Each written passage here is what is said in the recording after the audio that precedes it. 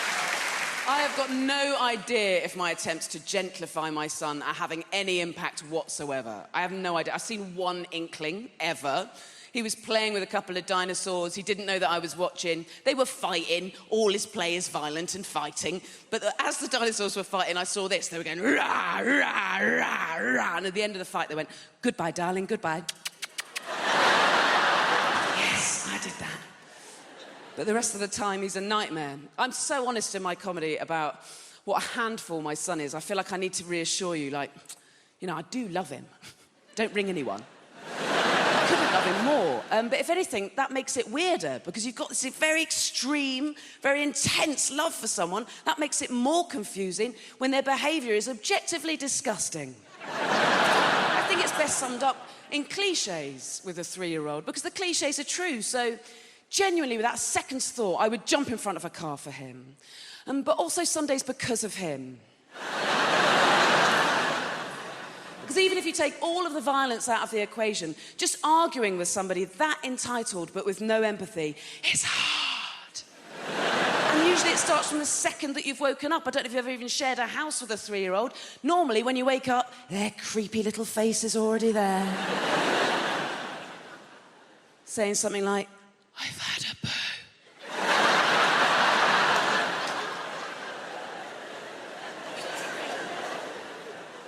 They say anything that means that you have to get up. So once I genuinely got, all the taps are on.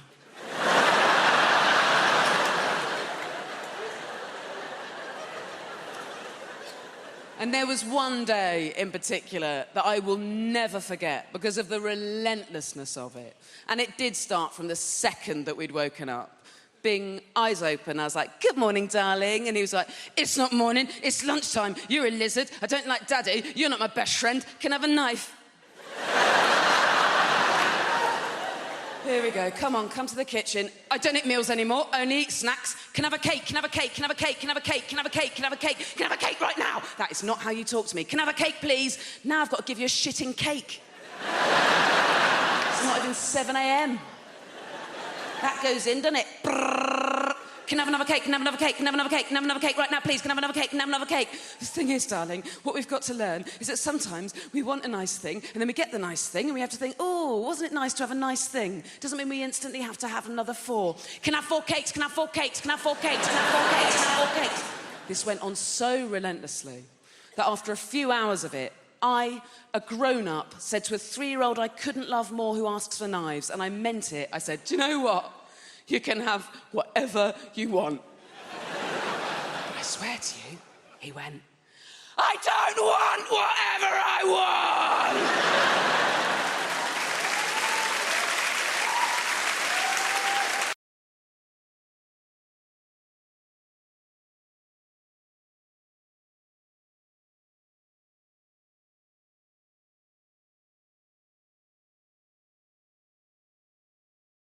The most sexually adventurous thing I ever did, I did it when I was single. When I was single, I ordered the #1 vibrator on the Love Honey website. And the Love Honey website is a sex toy website, for those of you pretending not to know. I kind of ordered it out of spite, right? Because one of my exes called me a prude, which I think is such an extreme thing to call someone. I don't think I did anything to warrant that. The only thing I can think of maybe is once I said that I don't like morning sex. That's not a big deal. That doesn't mean that I'm not sex positive. I just don't think you should do something that disgusting in the morning. Not whilst the blackbird is singing his morning tune. But I went on the website. It was late at night. I just ordered the first one on the list because I thought that will be good. That will probably be quite nice. The thing that arrived is so terrifying. It plugs directly into the wall. It has one of those on the end of it. It uses mains electricity. It needs to be pat tested.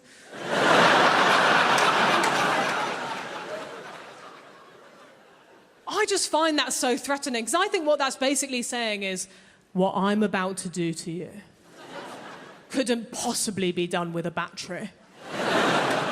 I'm going to need that same stuff that powers your fridge. It's huge. It's bigger than this. It looks like a piece of farming equipment from the Industrial Revolution.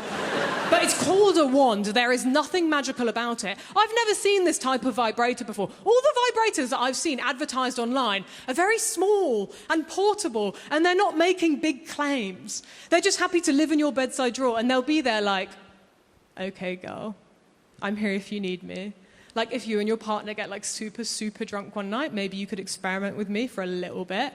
Honestly, I might not do anything, but I might speed things along for you a little bit. Either way, no worries if not. Whereas my vibrator is just next to the bed like, do you want to meet God? Not really. It doesn't even fit in the bedside drawer. It's just curled up on the floor like a python.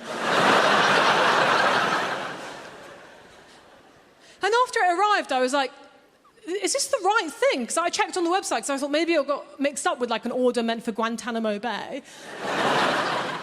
It was the right thing. Not only that, I read the description for the first time. It said in the description, this is the world's most powerful vibrator.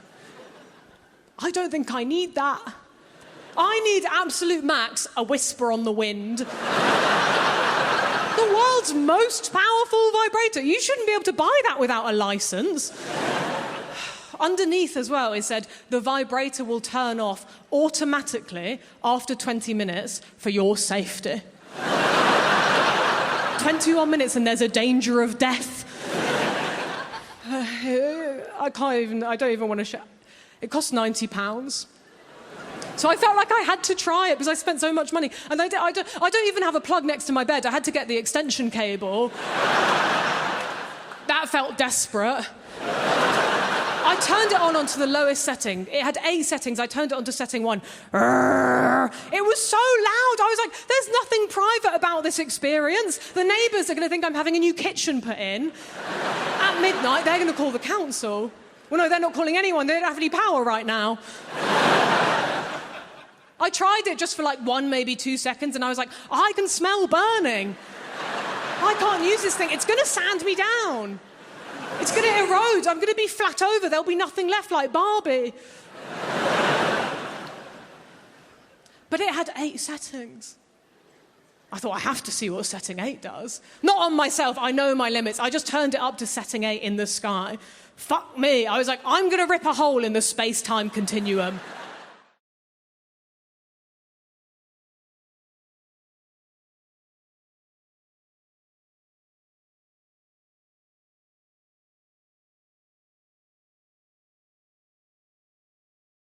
I'll be honest with you, folks. I was involved with a man a few years ago, okay? More than 10 years ago, I was involved with a man. But because it's more than 10 years ago, I don't want to say I'm bisexual now. I haven't been bummed in a decade, yeah? I feel like you need to renew your certificates. Can't just go around dining out on former glories while practitioners of bisexuality are out there. Front lines, out of order to them. Consequences. And I feel like that's happening a lot now. A lot of straight people are trying to claim they're a little bit more gay than they are just to seem interesting, yeah? I'm a bit gay. Are you, though? Have you been bummed? I'm a bit gay. Yeah, come on, let's hear it. I was talking to a guy at a party, right? He told me he was bisexual because he'd had a couple of gay thoughts. I've had thoughts about volunteering.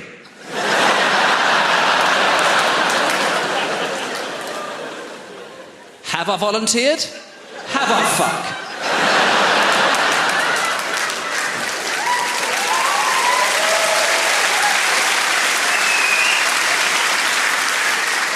And therefore, I am not a volunteer. It's quite straightforward.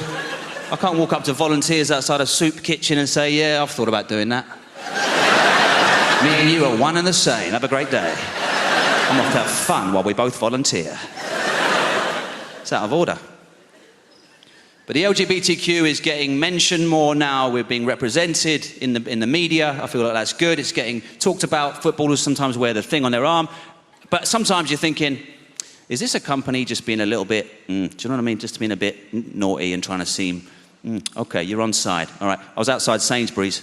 On the window, it said, Sainsbury's proudly supports the LGBTQ. And I'm thinking, how exactly does this play out, Sainsbury's? What is this support you're talking of? Do you send your reps down to gay orgies? cheer them on from the side. Go on, son, that's it, put it in the bum. Yeah. The hairy one, that's it. Yeah, that's right. Do you want a bag for that, boys? Hey, girls, do the scissors thing or whatever it is you do, yeah? So they all taste the same, or can you taste the difference?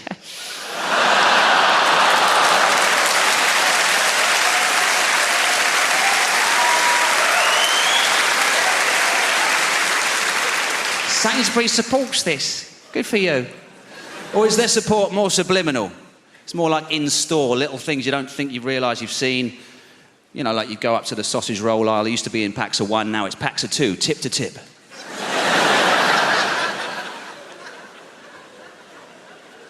So that when you do see 2 cocks going at it, you think, where have I seen that? I've seen that somewhere before. That's fine, because I know that. I've seen that. But, you know, to be honest, when I was involved with this guy, it wasn't about him being a guy, it was about the connection we had, right? I didn't really care about his gender, which I guess makes me a pansexual back then, but I didn't stick, so I'm more like a non-stick pan.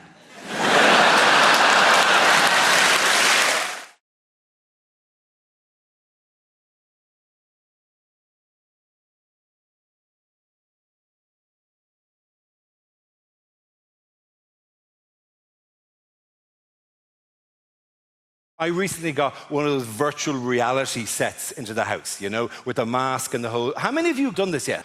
1, 2, 7. It's amazing. It's genuinely stunning to me how few people have had a go on this, like whatever. It's genuinely stunning. You put the mask on your head, it's got 2 screens, independent screens, so therefore everywhere you move, it's like perfectly realistic. You put the headphones in, it's like completely immersive. You're in a 360-degree, in all direction, totally artificial world. It's genuinely stunning. I think it's going to change gaming. I think it's going to change movies. It is going to revolutionize burglary. It's just... You break into a house and somebody has that on their face, Jesus, relax, chill out, you've got an hour. They're not going to know you're there. There's no rush, you can choose what you want. I like that, but that'll work well in the hall. It's a different game, right? And the weird thing is, as you saw there, not everyone's having a go at this. This is a genuinely transformative entertainment technology, and not everyone is using VR, right? And one of the quiet reasons that no one's talking about it, the reason that people aren't using VR is because nobody's using it to watch porn.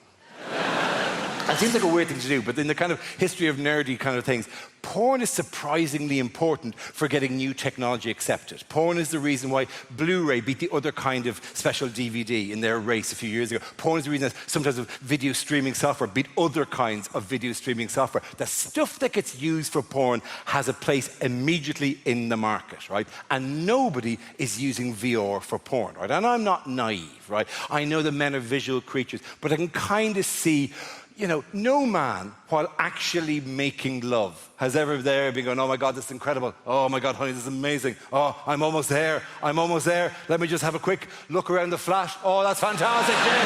Oh, that's amazing. Jesus, huge. Is that Corner Singer original now, or did you have it on later? But the main reason that people aren't using VR for porn is because you cannot be entirely sure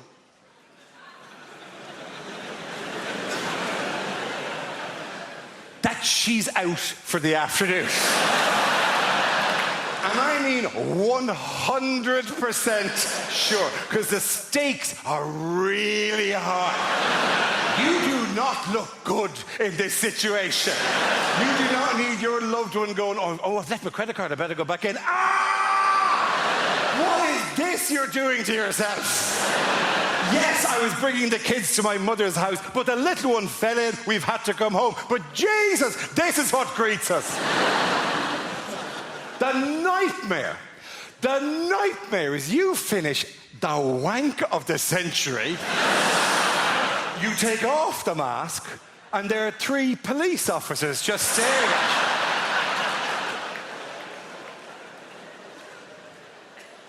you. Going, do you have no idea what's been happening for the last while? Somebody broke into your house. They were spotted, we were called, there's been a standoff. You've been a hostage for 45 minutes.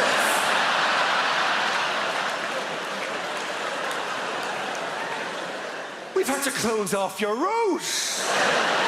Sky News have a helicopter slowly circling overhead.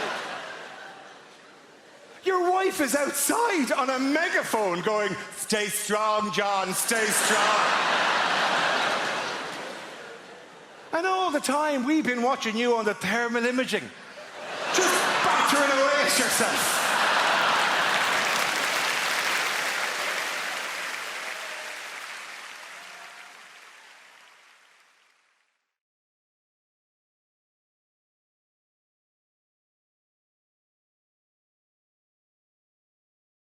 They know their wildlife over there in Australia. Unbelievable. They have koala bears over there. They've so many of them. They've actually trained them to work in the cities. And get your guess, right? What job do you think koala bears do in Sydney at the moment? What job are they trained to do? Give me a guess.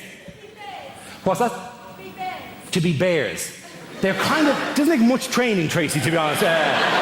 Given it's already a bear, it really... unless you want to be a different kind... You're no koala. You're a grizzly. Get out there. Go on. Get out there, koala. Give me another guess. What do they train them to do? Koala bears. Cuddle. Cuddle is glorious. What a beautiful idea. They train them to work as professional cuddles. That's a fabulous idea. All over Sydney, there'll just be podiums sitting there with a koala on it, and you can walk up and go, "I'm a bit down at the moment."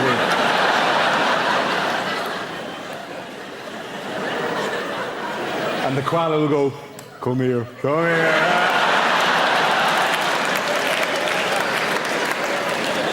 All right, now you shouldn't have now. Thanks very much. Brilliant suggestion. Give me one more suggestion. As phone sex operators. They train the koalas to work as phone sex, not actually just as operators, not actually to do the thing, but to go, "I'll put you through now." So, well, you sound like you need a bit of loving, do you? Well, there's a very strict woman on line 4. I'll give you that to her, right? Because koalas are very good at that kind of notion like that. Or is it actually to talk to the customers? "Oh, do you want to see what I'm wearing? I'm all furry and exciting, right? I'm the furriest little koala you've ever seen. I'm slipping out of the fur at the moment. Look at that. Do you like that? That's kind of sick. That's weird. What they actually train, the job they actually train koala bears to do in Sydney is to work as bicycle locks.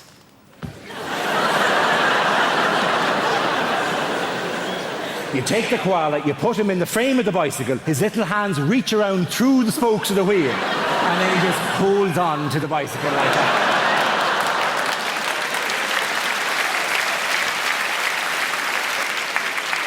The finest answer I ever received, though, was in a university in Dublin, and I said, "What job do they train them to do?" And a student there went, "Is it guides for the blind?"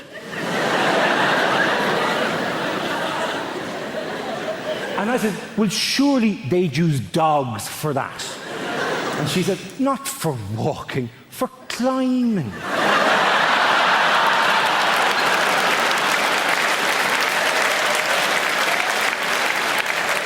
It's a glorious notion. The dog would walk the blind person to the foot of the tree, at which point control would be handed over to the koala bear, who would then walk the blind person up past difficult clumps of branches and whatnot, till they got to the top, where presumably it would then describe the view to the blind person.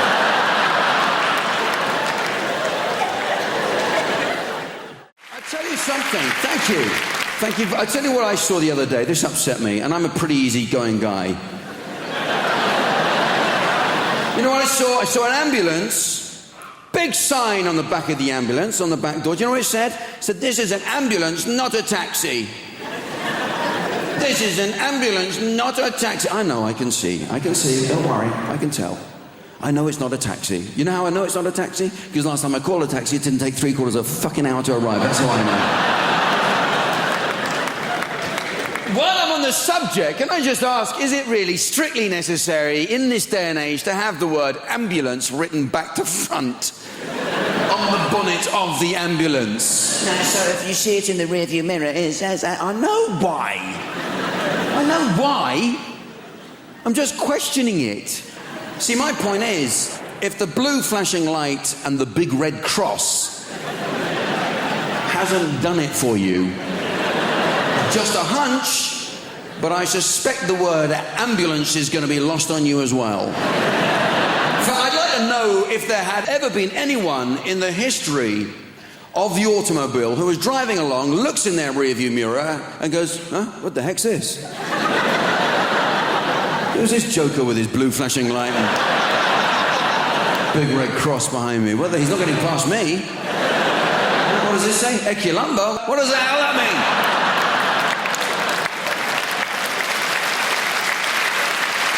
Not getting out of his way. There's some pushy Danish furniture company behind me trying to get past me. You gotta watch it. You gotta. They're all at it. I saw a fire engine. Big sign on the back of the fire engine. You know what it said? It said, "Smoke alarms save lives." I thought, yeah, more like save you the bother of getting out of bed to put the fires out, you lazy bastards. You gotta watch it. AA vans. Well, Britain's 4th emergency service. Right, only in this country could coming 4th be a boast. 4th, you say? My God, runner up to bronze. All the fun of taking part, none of the hassle of hanging around for a medal! Mountain Rescue, they're grumpy bastards, aren't they? So you helped me down from a hill. You have no right to criticise my footwear. I was wearing flip-flops that felt like a walk. Volunteer service, you see, Jack. Yeah, and don't you keep banging on about it. Listen, pal, you wanted to rescue people, I wanted rescuing. We both got what we wanted, so shut your face.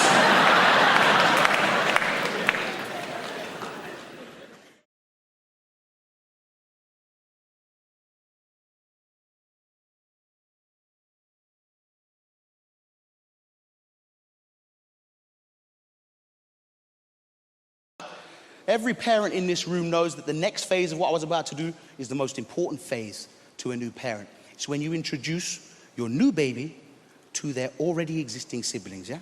And there they were, my baby girl and Lispy, they were ready for it. I asked my baby girl to come forward. I said, baby girl, come forward, please. Here's your new brother. And she said, Daddy, I want to go and play. I said, you go play. I wish I could go play with you, go. She's like her mum, innit? Conscientious, bright. She can judge a situation. Lispy, however, is like his dad. Lispy was there like, yeah, ooh, new babies. New babies coming in the house. New baby, show me the...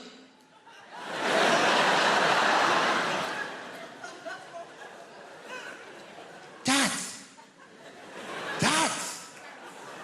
His face looked like shit. And I'm like, yeah. Lispy knows what one. Time passes, man. Listen, this was more stressful to me than my burgeoning career in comedy. I was living with this every day, yeah? Now, me and my family got a nice, simple routine that we like to do. It's mainly free. I am Asian, so I do gravitate towards those kind of things. We wake up in the morning, we come downstairs, we have breakfast, we watch TV. Nice and simple. My daughter's usually the first one to wake up. She wakes me up, Daddy, let's go down. I join her, and then she puts on her favorite show, and her favorite show is Peppa Pig. Now, hold on a minute. Jack, you're back on this one. A lot of liberal white people in the room. I know some of you are thinking, Gus, Peppa Pig. Are you allowed to watch that?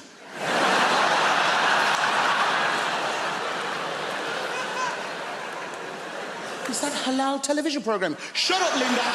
It's fine. It's a good show. She's watching her favorite show. Lispy comes running down like, yeah, George Pigs, my guy, George Pigs.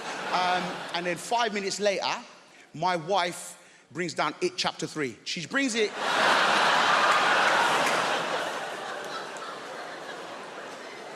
Every morning, can't get away from it. And by this stage, she's about 14 months in now, yeah? He's trying to balance his head, so he's just like,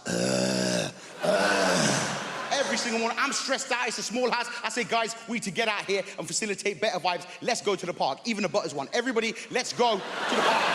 Get out and get some fresh air. Get to the park. Parents, these days, you can't be more than careful, all right? You know there's a lot of weirdos running around in parks and stuff. I give my children a clear message. Baby girl, Daddy loves you. You are the future. I need you to be safe. Stay in my peripheral vision. Go. Live your life. Lispy! Lispy, come here, baby boy. Lispy. Say silly sausages for Daddy. Silly sausages, Daddy. Good boy. Yeah, there you go. Love that boy. This gremlin-looking kid. Sometimes I just let him walk away. Go. Go. Past the monkey bars, past the swings, outside the park where I can't see him no more. And I know some of you are thinking, because you're a disgusting human being. I know it's my shortcoming. It's all about aesthetics for me and my children, yeah? You must think, guys, anything could happen to that child when he goes out of your sight. Nothing's gonna happen to him. You haven't seen his face! You know, a lot of people don't know when and how they're gonna die. I do. It's when he grows up, sees this, and shanks me in my forehead. That's what's gonna happen. There's no good ending to it. What can I say?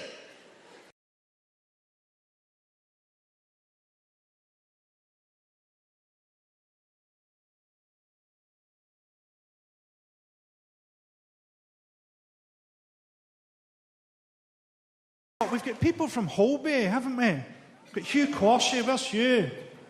Hugh, how you doing? You're a fantastic actor. You've been in RSC and everything. You've been in Holby for a long time, right? So I have a theory that if someone had a heart attack over here, we could whisk you over and just suck all of the drama out of the situation.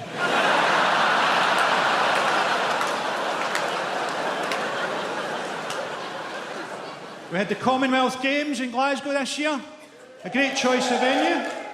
A place where people think that hepatitis B is a vitamin. I don't really trust these big sporting occasions, you know. The Olympics, a lot of that stuff is just for rich people. Dressage, yachting. I don't remember that at school. Yachting tomorrow, class, so remember, bring in your boats. A lot of people found the Paralympics inspiring. I just found it depressing. I can't throw a discus and I've got arms.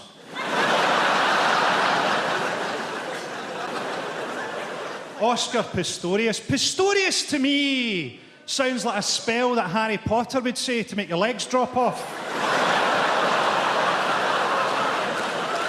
When he gets out of jail, his next girlfriend is going to get ready in a hurry. You were running a bath. No, I just threw some dungarees on. Let's go. I hope a jail bully steals his legs, walks about being 9'6". I don't like the Commonwealth because the Commonwealth is the old British Empire. It's called the Commonwealth because Britain stole all those countries' wealth and then went, come on. The whole empire was founded on cocaine. Everybody was on cocaine. The remedies had cocaine in them. Queen Victoria was on cocaine. And not the shit you take. You've never done a line and gone, let's invade India.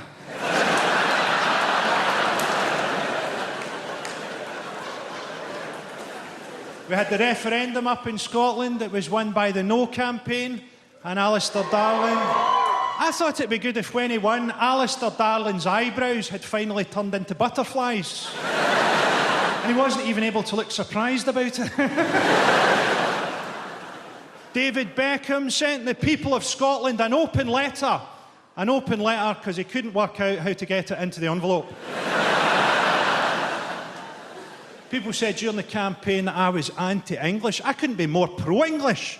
I thought the best thing for independence would have been if England had won the World Cup. Because you would have been so unbearable that we would have to leave.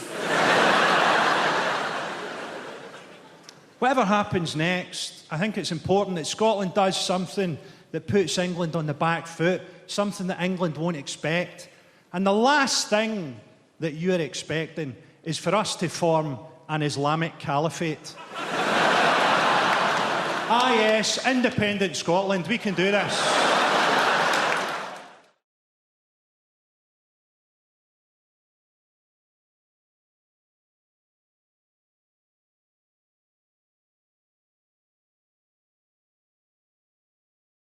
And the thing I never bargained for with the kids is that they get sent home with homework from what? The age of 3 now, is it? Yeah, don't they? What a total waste of time. What these teachers don't understand about children of that age group is that you can divide them into two categories. There's the first kind of child who will look at a piece of paper with a sum on it and think, 3 and 3 equals 6. Then there's the other kind of child who eats the paper. Where's your homework? Oh, look it. In fact, the only thing kids use homework for is just a ploy to stay up later when it's bedtime.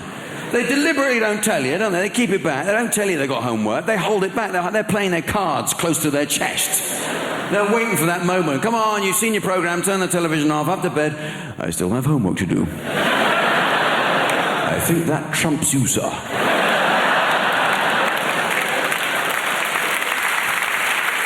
So they got homework, and you have to do the homework with them because they can't concentrate for more than 2 minutes at that age. You've got to sit with them, actually keep them there at the table. If you don't, you go back after 2 minutes, they'll be out in the garden swinging on something. You go, what the hell are you doing?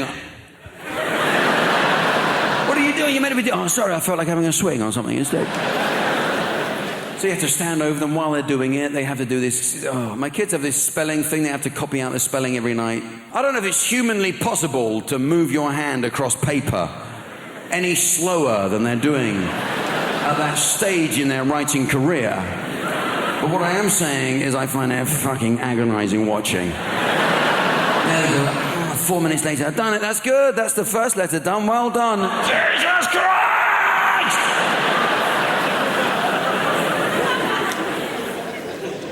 I got to the point with the homework that I couldn't watch it being done anymore. I had had enough of this, you know? And I was tucking them all in. I'd done it with 3 others, the other 3 kids, and then this last one, he goes, I haven't done my homework. And I couldn't face it anymore. I snapped, you know? I said, well, you know what? Leave it. Leave it. I imagine if you do leave it, that something will have happened by the morning.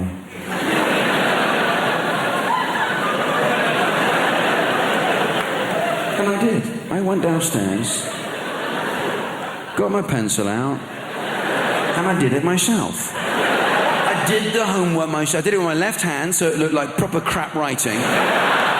Real method job. I had my tongue sticking out. Halfway through, I went out in the garden, have a swing on something. Came back in, had a glass of milk and a biscuit, got on with the rest of it. And I did it myself, whizzed it off. Don't do it yourself, please. This is my story. Don't do it yourself, because if you do, you get hooked. You get hooked on doing it. You can't go back to watching it being done. You have to do it yourself, and you start to look forward to it. You look forward to the homework. It's like a little quiz every day. Yes, you know the answer to a couple of these ones. It got so bad, I was doing it night after night, his spelling list. But the trouble is, I can't spell. I really can't spell. Hopeless. I mean, in fact, after 4 weeks, we got called into the school. Very sorry to say that your son is educationally subnormal. Take a look at his spelling, I think it says it all. So what can I say? I can't say it was me. I couldn't admit it's a bit me. So, well, he's in a home now. So.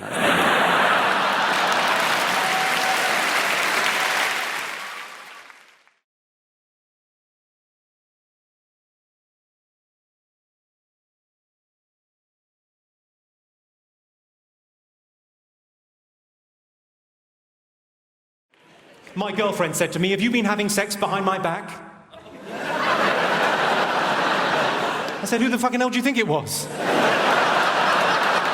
And another thing, it wouldn't kill you to look round once in a while, check how I'm doing. Well, I'm Jimmy Carr, and we've got Alan Carr on the show later on. How about that?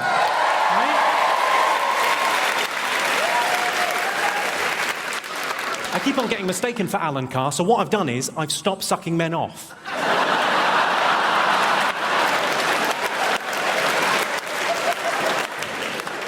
Don't get the wrong idea. You know, I'm a very gay-friendly act. I was asked last year to judge Mr. Gay UK. I said, no problem at all. He's against nature and against God, and he's going to hell. Right, who have we got in the audience this evening? We've got Nikki Hamilton-Jones is in. Hello. I've seen your show. Yours is the one where you get ladies naked and then they cry. We've all been there.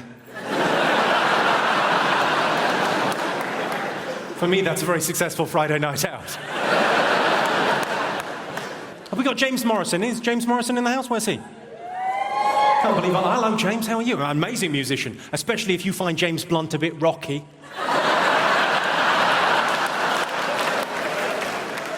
You Give Me Something's an amazing song.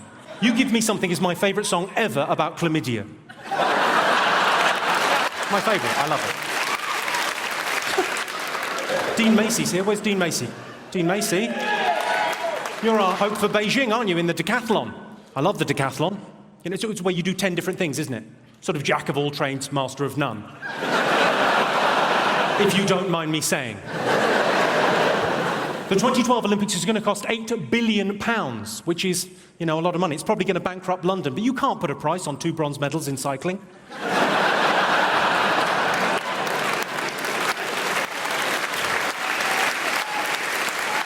Incidentally, ladies and gentlemen, the highest speed ever achieved on a bicycle was done by a British man, 166 miles per hour on a bike. It was recorded at a level crossing. £8 billion is a lot of money. I mean, for that kind of money, we could have another 3 weeks in Iraq. I don't have a stalker, but I do have a woman that sends me pants in the post. Thanks, Mum.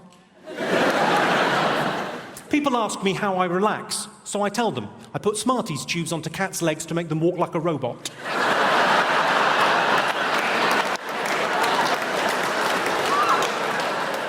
If I'm really stressed, I make them go down the stairs. It's adorable, they look so confused. I realise some of you will be worried about the cat. Don't worry about the cat. If it's hurt, if it breaks its leg, it's already got a splint on. I should warn you, don't kick off this evening. I'm middle class, but I'm hard. Al dente, you might say. If you got the al dente reference, you're middle class too. Well done. I've got quite a posh voice, though. Would you agree with that, Hammersmith? It's quite a posh voice, but we've all got a phone voice. Mine's quite breathy. I quite like those phone sex lines. I like them because they're the only place in the world where premature ejaculation is an advantage. I once came in under 75 pence.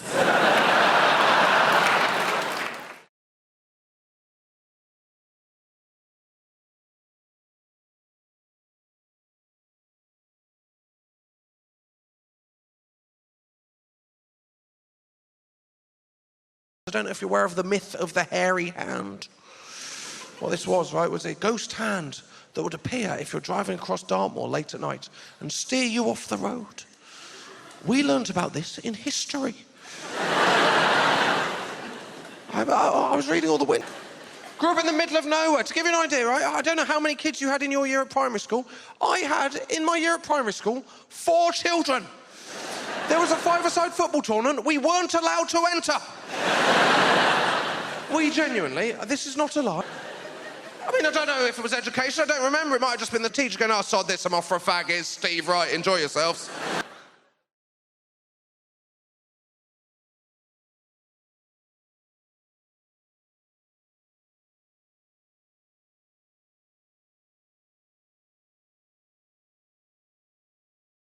Anyway, we finally get in. My son looks around, flatly refuses to get into the dentist chair. So, of course, I think, well, I've got to lead by example now. I've got to be a role model. So I said to him, well, look, how about if I sit in the dentist chair first, and then you'll see there's nothing to worry about, all right? He agrees to this. And I said, then you'll do it, won't you? Yeah, okay. So I, wink, wink at the dentist. This is not a fucking appointment, pal. Dentist is looking at my teeth. He's, he puts the bib on me, the sunglasses. Yeah, sunglasses at the dentist? At your dentist? What is that? That's a great little trick, that one is. What are they? You made to think you're at the beach or something? Well, you're sunbathing. Oh, relax. Look, the sun is out. There are 4 of them, but they're out. Oh, you clever man. I forgot I had a Black & Decker in my mouth for a minute there. It was incredible what you did. You tricked me with the sunglasses. Anyway, he's looking at my teeth. And then he goes, oh, actually, there is something I can do for you here, Mr. D. And without any warning, gets the drill. Straight in. They always do a couple like that just before they do it. They know it bloody works. They're trying to shit you up. That's what's going on. start drilling, goes straight into root canal up here. I'm feeling the kind of pain that I didn't know could exist. I'm just trying to diffuse the pain through the arms of the chair. I'm just going,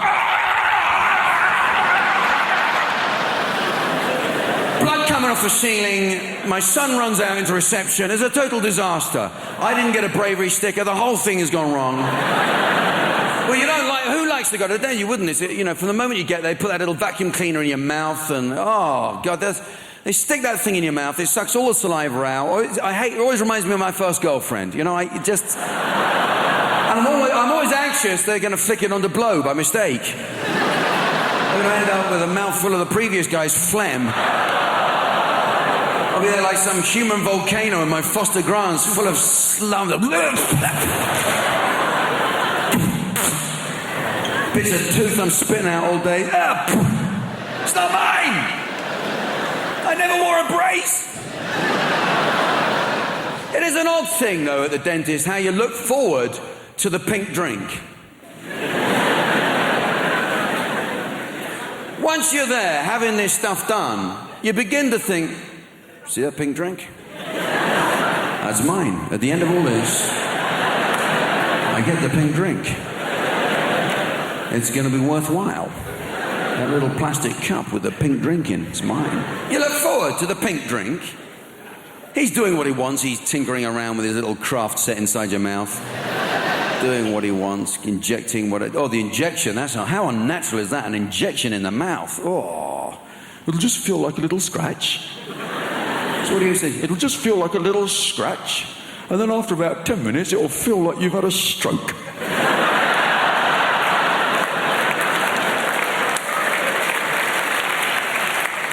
I'm lying there, my upper body is going numb. And I'm thinking, it's not quick, in a minute, I got a pink drink. You find yourself looking forward to those words you can swell. Oh, thank you very much. I actually think that is the dentist's secret pleasure, to see you in that state. Look at you, you dribbling baby. You have no idea how much I hate humans. Nurse girl, could I have the psychological profile now, please? This is... Did you see something awful then? How awful. Would you like to take Lee over that side? Yes. Nick, you come over this side. I want you to look up at the screen. I'm going to show you 3 images, and I'd like you to tell me which one you'd rather spend the evening with. Excuse me, Mr. Jelly. Would you rather spend the evening with number 1, a teddy bear, number 2, Tom Cruise, or number 3, a large courgette? Which one are you going to go for? I'll go for teddy bear. You're going for the teddy bear. You're going to play safe. Let your arms hang loosely by the side. That's right. Going over here now to the Navy, where the food is obviously a lot nicer. Excuse me, Dale. Similar arrangement for you, Lee. Would you rather spend the evening with number 1, a hot water bottle, number 2, Jude Law, no stains on the upholstery, please, or number 3, a large sprig of purple-headed broccoli? What's it to be? The purple head wins all the time. It does? Excellent. Would you like to now join me back in the middle? Lee and Nick, come over here. Some straightforward questions now, just to find out a bit more about you. What's your favourite aftershave? I don't wear aftershave. You don't? Deodorant? Sure.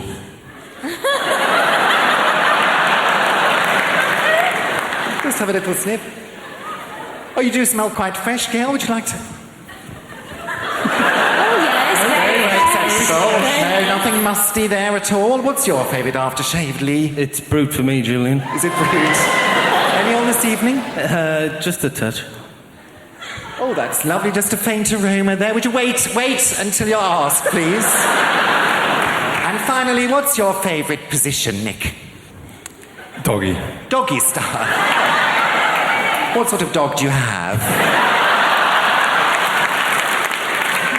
Your favourite position? Reverse cowboy. Reverse cowboy. Laughing at your own jokes there. It's like you're on stage with Billy Connolly. Now then. Right, that's it. Nurse girl, could I have the rubber glove now, please? For medical reasons, I'm obliged to conduct an internal examination. Thank you very much. Could I have the swabs at once? Here they come. All sterilised, open wide. Oh, I say. Lots of room in there, isn't there? What a waste. And Lee. There we are. Perfect. Get those under the microscope at once. Take Lee over to his screen. Nick, come over here. Let's see the results of your swab test first, please. Okay, nothing to worry about there. Just a couple of common or garden microbes. It's almost as if someone just filmed a lava lamp.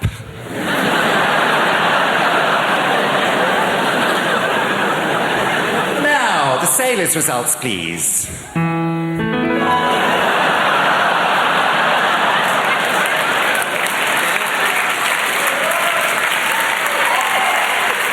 Not very nice, is it?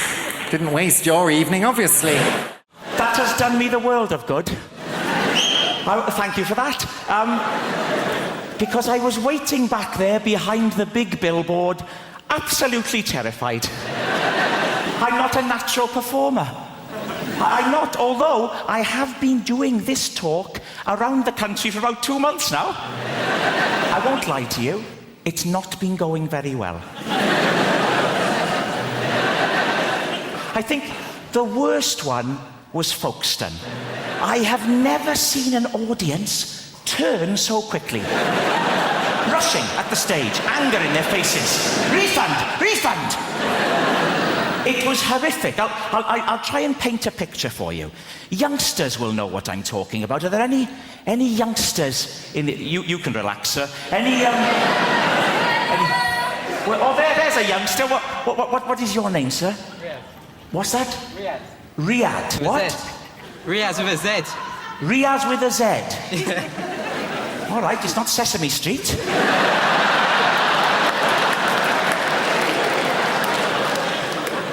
Riyadh, how old are you? 18. 18? Shouldn't you be wearing a hooded top? Get out of my shopping centre! Riyadh. Don't laugh at Riyadh, please. You'll know what I mean, Riyadh, when I talk about stage diving. Are you familiar? You won't know what I'm talking about, sir, but this is when a rock star, like a Kurt Cobain or a Duncan from Blue, they run and they leap, and you're right to be afraid, you're right to be afraid. They leap onto the audience, Riyadh. It's terrifying. The audience grab hold of them and manhandle them. Turning them around like that, all over the place. Terrifying. Now, what happened at Folkestone was almost a complete reversal of that. with people just rushing at the stage. It was appalling. But I don't think we're going to have a repeat of that tonight. I don't. Because I'm already getting a lot of warmth from you. I am. To quote the great Darius Danesh, there's a lot of love in the room. There is. And a wide range. We've got Riyadh with a Z. No one can take that away from you, Riyadh. I wouldn't try to. You'd whip out your hooded top and you'd happy slap me into submission.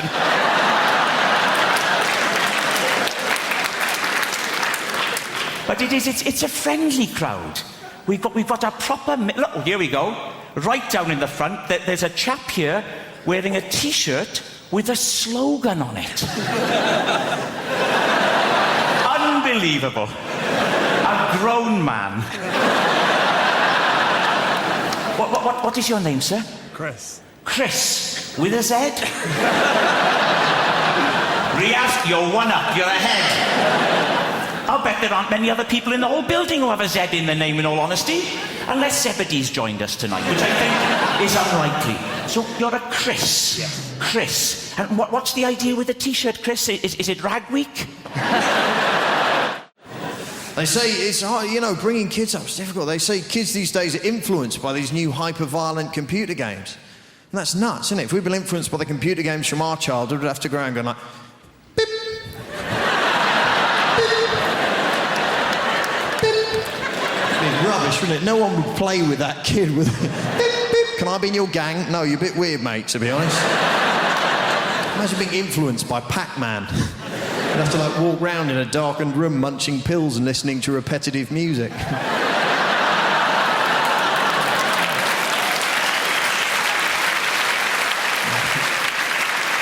the younger people laughing and clapping, the older ones going, who is this Pac-Man you speak of? It's not one of the rough boys from the estate, is he? There were some rough kids where I live, and they're not being rough, they're just being confusing. You know, you come out of your house, they go, yeah, your mum makes gravy for leopards, innit? Yes, I believe she does. She does a lot of charity work.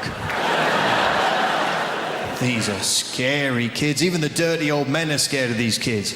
See them turn up in their car, put the window down, like, hello, little boy, do you want a sweet? And the kid's like, what sort of sweets have you got? Said it best be good if you come under here and trouble me with your sweetie talk, right? You don't want any mojo or drumstick rubbish, you get me? You must have a serious sweetie offer for me, boy. Blokes panic. I was like, well, I've got bonbons. I wasn't sure what to bring, to be honest. Dib dab there, and a wham-bar. Wham-bar, your sweets are rubbish, man. Shut up. Nah. Wham-bars used to be big like that. Now they're small, innit? So you're going to have to do better than a wham-bar if you want to see my dick, right? Hey, nah, man, look at your car driving a Saab. You got no pride. Get out, you wham-bar, bitch.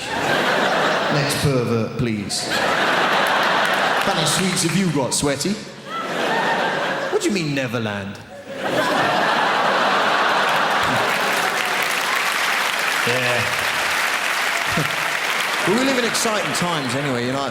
It's very exciting being in London, you know. The Olympics. Fantastic. We didn't really want the Olympics till we heard France might get it.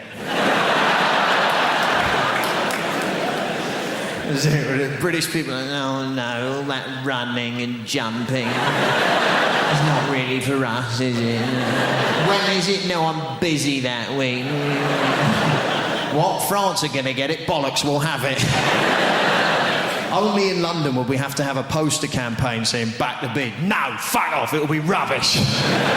Don't you think that's a bizarre response to that question? Like, would you like the oldest, most historically significant athletic competition the world has ever known, attracting athletes from every known nation on the face of the planet to come here and perform at the peak of their abilities in the very city where you live? Most British people go, where will we park? You know, because it's all residents round here. There's others going, no, man, the tubes will be packed, you get me? People getting on the underground with, like, javelins and shit. No. Coming down the escalator with a shot put, health and safety, boy. And there's a whole other section of British society going, you what? The Olympics? Let a load of foreigners in? Ones that can run and jump and swim, you let them in, you'll never fucking catch them.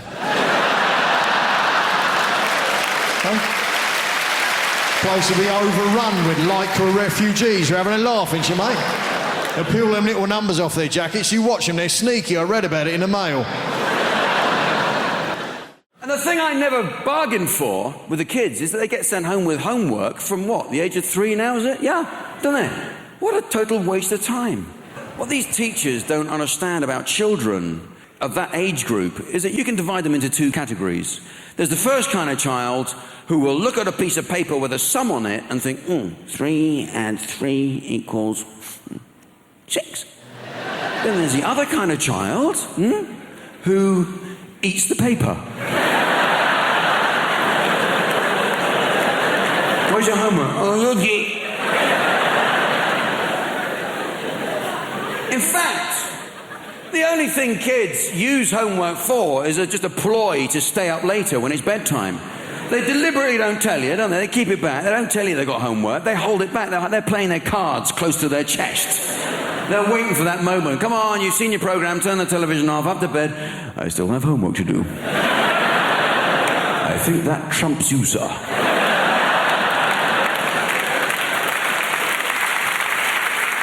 say they got homework, and you have to do the homework with them because they can't concentrate for more than 2 minutes at that age. You got to sit with them, actually keep them there at the table. If you don't, you go back after 2 minutes, they'll be out in the garden swinging on something. You go, what the hell are you doing?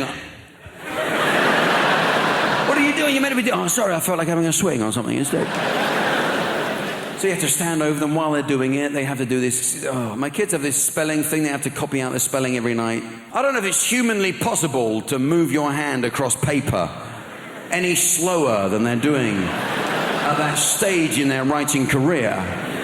But what I am saying is I find it fucking agonizing watching. There they go. 4 minutes later, I've done it. That's good. That's the first letter done. Well done. Jesus Christ!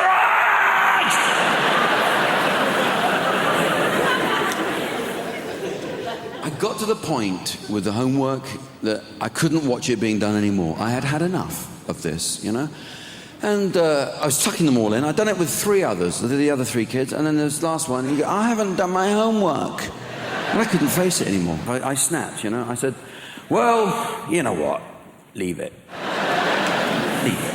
I imagine if you do leave it, that something will have happened by the morning.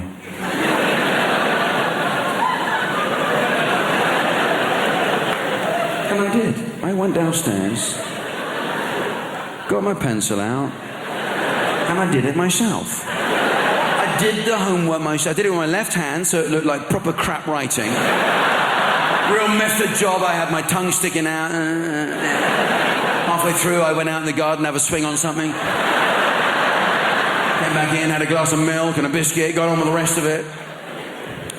And I did it myself. Whizzed it off. Don't do it yourself, please. This is my story. Don't do it yourself, because if you do, you get hooked. You get hooked on doing it. You can't go back to watching it being done. You have to do it yourself, and you start to look forward to it. You look forward to the homework. It's like a little quiz every day. Yeah, you know the answer to a couple of these ones. Yeah. It got so bad, I was doing it night after night, his spelling list. But the trouble is I can't spell. I really can't spell. Hopeless. I mean, in fact, after 4 weeks, we got called into the school. Very sorry to say that your son is educationally subnormal. Take a look at his spelling, I think it says it all. So what can I say? I can't say it was me. Couldn't admit it's a bit me. So, well, he's in a home now. So.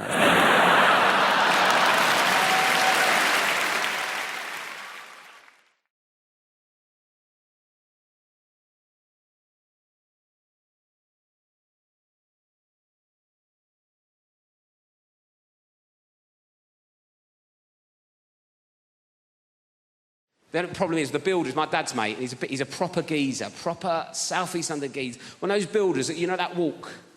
Just walks like that. His legs like he's got a pool table between his legs. And he walks like that, and also he's got those really thin jogging bottoms. You know those like grey jogging bottoms that builders wear? I don't know where they get them from. They're so thin, and it just grabs onto anything that's there. I feel like I'm getting stared out by his knob and balls as he comes in. And sometimes it's weirder than him being naked. I don't know why. It feels more intrusive. He's like, hello, son, what we got here? I don't know. Everything's walking around like that. I reckon I could draw his knob and bollocks from memory better than mine. So he's coming like that, and I'm like, oh, God. I go, do you want a cup of tea? He goes, yeah, I'll have a cup of tea. I went, how many sugars? He went, 13. That's not a cup of tea anymore, it's a pudding. That's an Angel Delight of a tea bag, innit? 13 sugars, how'd our mate sticking it in? It's about 3 quid's worth of sugar.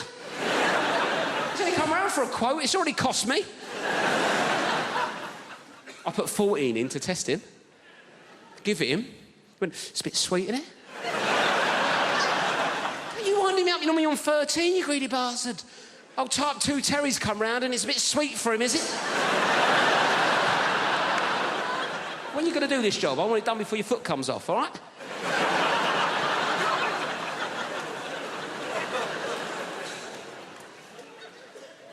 Anyway, I had a Kit Kat in the fridge, right? I thought, right, let's get him back on side of Kit Kat, right? He's into sugar. I like introducing people to new things, see if he wants a Kit Kat. 4-finger Kit Kat. Like, how would you eat a Kit Kat? 4 fingers? I've said that wrong, haven't I?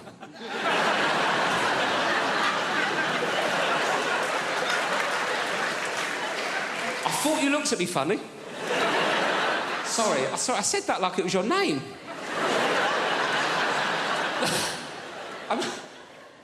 What I meant to say... I don't know what I meant to say. I went to how would you eat a 4-finger Kit Kat? But I went, how would you eat a Kit Kat? 4 fingers.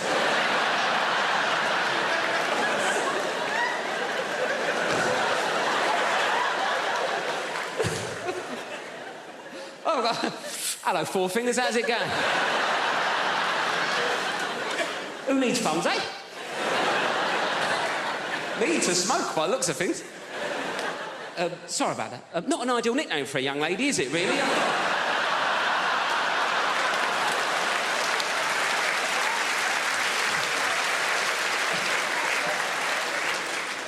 So what would you do? 1 finger at a time? Is that what you'd...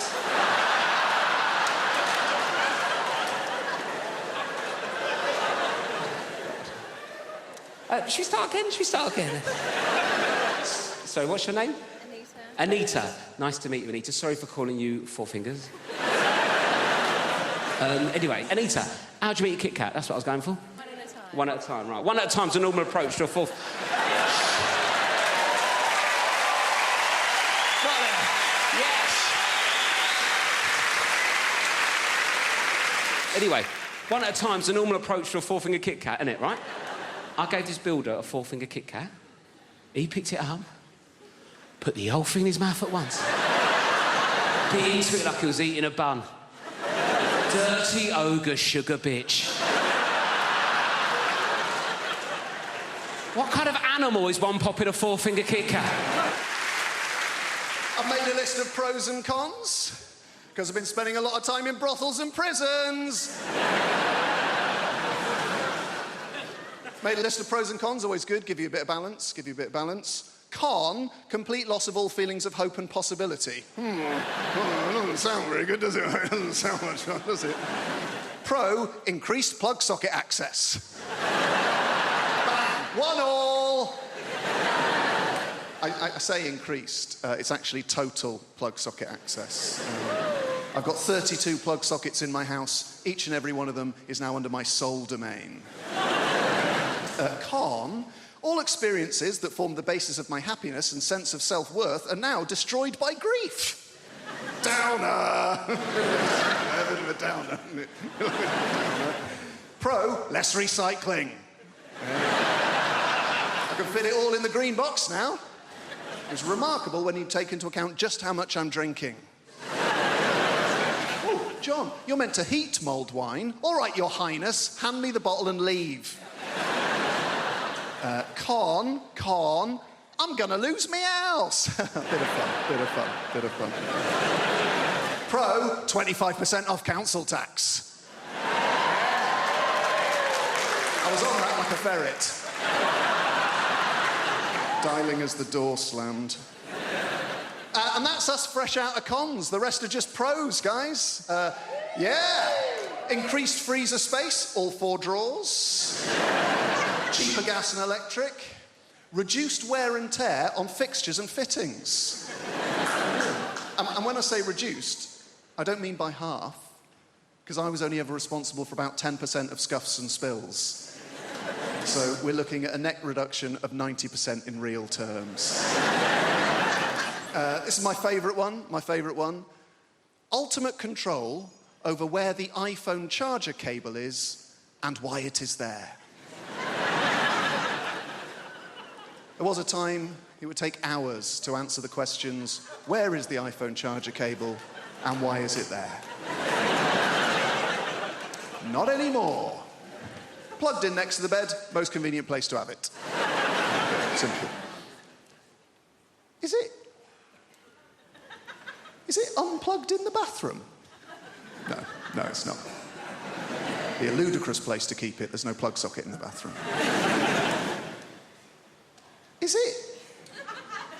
Is it in the front pocket of a rucksack you no longer use? That'll be the last place you look. That'll be very frustrating. Is it plugged in on a train we have alighted from? It's plugged in next to the bed because that's the most convenient place to have it.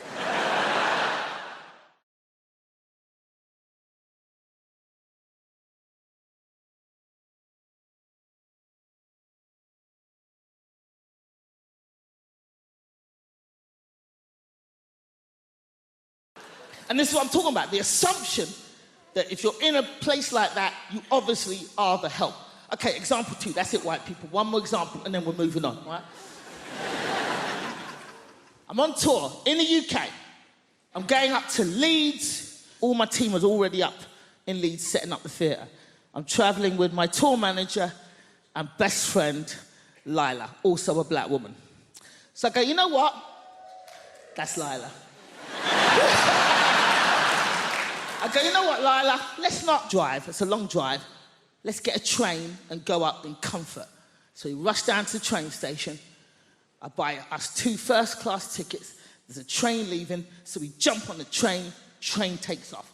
And we're walking through the train towards the first-class carriage. We walk into the first-class carriage. This white woman is sitting at a table. She looks up, she sees us, and at the top of her voice, she shouts, this is first class! Now Lila goes, what the fuck did you say? And I hold Lila, no, Lila, no. I just grab her by her collar, no, Lila, no. No, Lila, no, Lila, no. Watch me humiliate this bitch just with my mouth. Come back.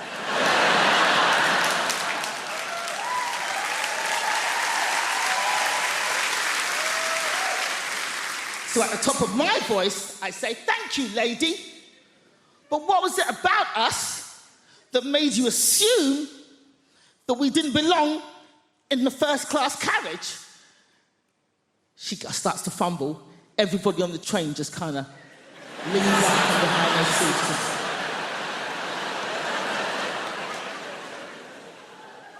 And she gets flustered. She's like, and then all she could think of was like, I thought you were lost. And I was like, how'd you get lost on a moving train going in one direction, bitch? How? Now, this woman was not alone. She was with her husband. Her husband was sitting opposite her at the table, same table. But we did not see her husband's face for this entire confrontation because the entire time he was hidden behind a newspaper, just... His hands never came down. All we saw were his knuckles just gripping that paper. And they were in their 60s. So they'd obviously been married a long time, and he's behind that newspaper going, ah! Nosy, big-mouth cow! 30 years we've been married, and every day of those 30 years I've said, mind your own fucking business!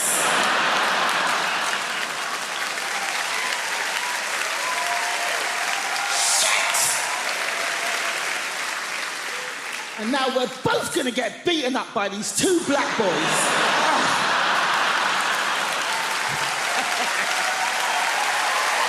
I'm gonna explain the concept and naked attraction to you, and you're gonna think to yourself, Suze, previous to your gig tonight, did you nip outside and smoke some crack? Because that's how mental it is.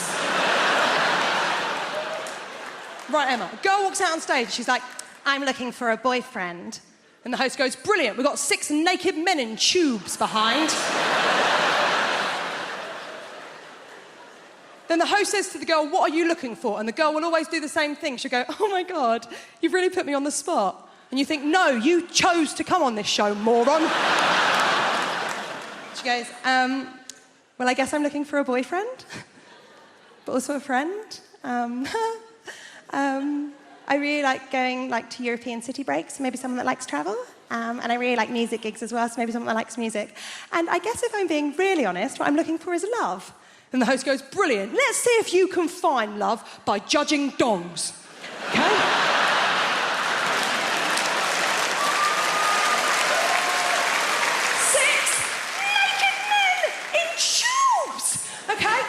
There's a screen in front of all of them. Every every round, the screen goes up a little bit more to show a little bit more of the naked body. Every round, one man gets eliminated. Until the end, she's got a couple of nudie fellas to choose from. Okay? Now, Emma, first round, screen just goes up to the knees. There's always one bloke who's got really rough feet. Really rough. Like he was an extra in The Hobbit. And he just never took the feet off afterwards, right?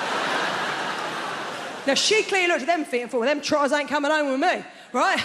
And you think, well, that's the end for him. Not the end. They don't shoot him. You think it's the end of the show for him, but it's not. It's not the end of the show, because he then has the indignity of the screen going the whole way up, so you see his penis and his face. Then he has the most awkward moment in television where he steps out of his tube, walks over to her and gives her the most uncomfortable hug you have ever seen. Where you can tell all he is thinking is, don't touch the lady with your dick. Whatever you do, don't touch the stranger with your dick. And then his sad little ass walks off stage. Now,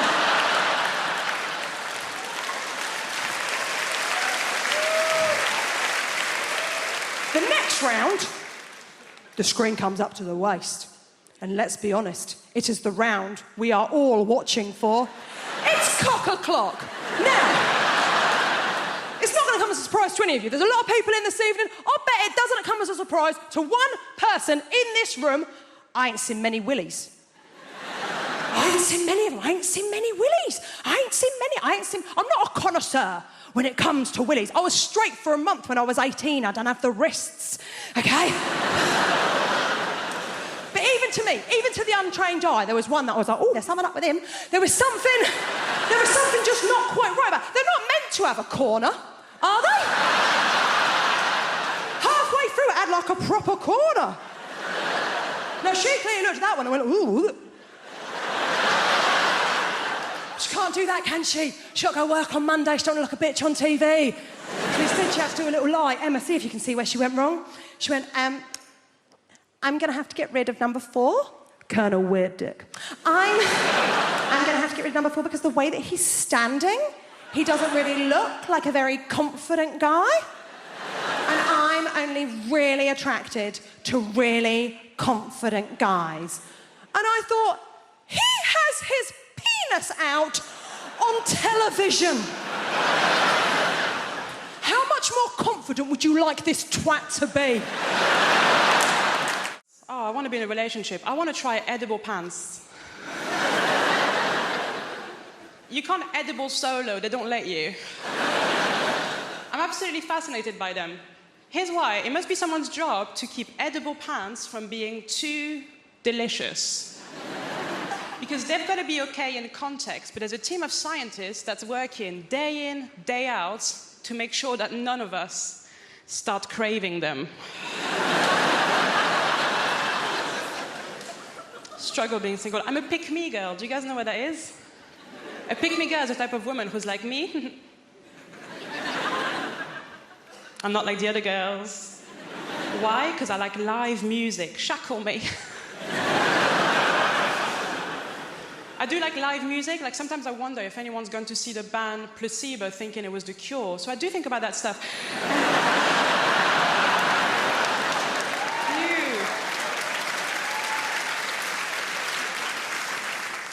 Love live music. I went to see ABBA Voyage. Have you guys seen it? ABBA Voyage, if you haven't seen it, it's incredible. It's ABBA. They've got holograms now. But just before going into ABBA Voyage, I found out a little bit of industry gossip, and I'm going to share it with you because I was pissed off. ABBA, the band, they're not even dead.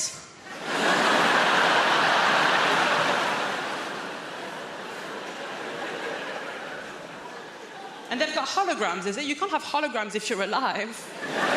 Hey, ABBA, go to work.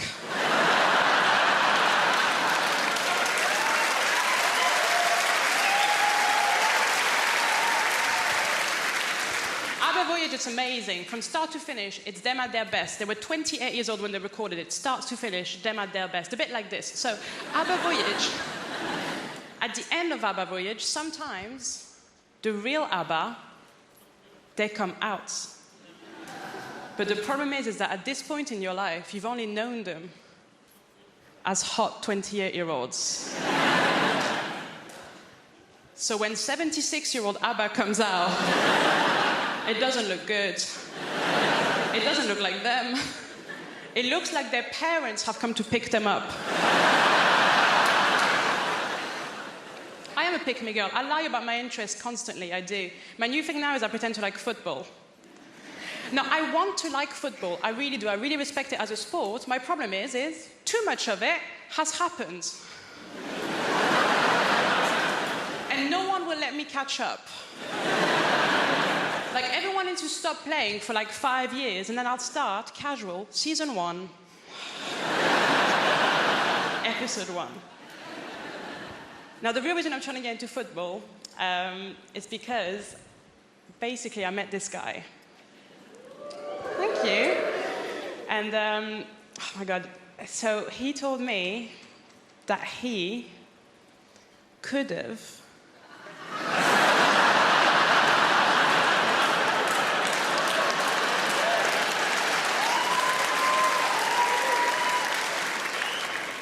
Do you guys know him? That's weird. He does have a lot of friends. He said he could have gone professional. But then, and this is so sad,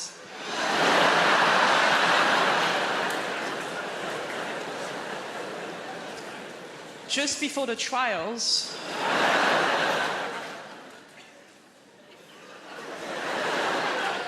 he didn't have the skills. He didn't have the skills, the work ethic, all the natural talent. So close. I was such a fat kid. My mother used to buy bathing suits with blowholes in them. It was just... But my parents... I don't want to go into my childhood here because it's wrong. My parents hated me, okay? We're all going to hear the story, aren't we? When my parents hated me too. My parents... All I ever heard growing up is, why can't you be like your cousin Sheila? Why can't you be like your cousin Sheila? Sheila had died at birth. They just...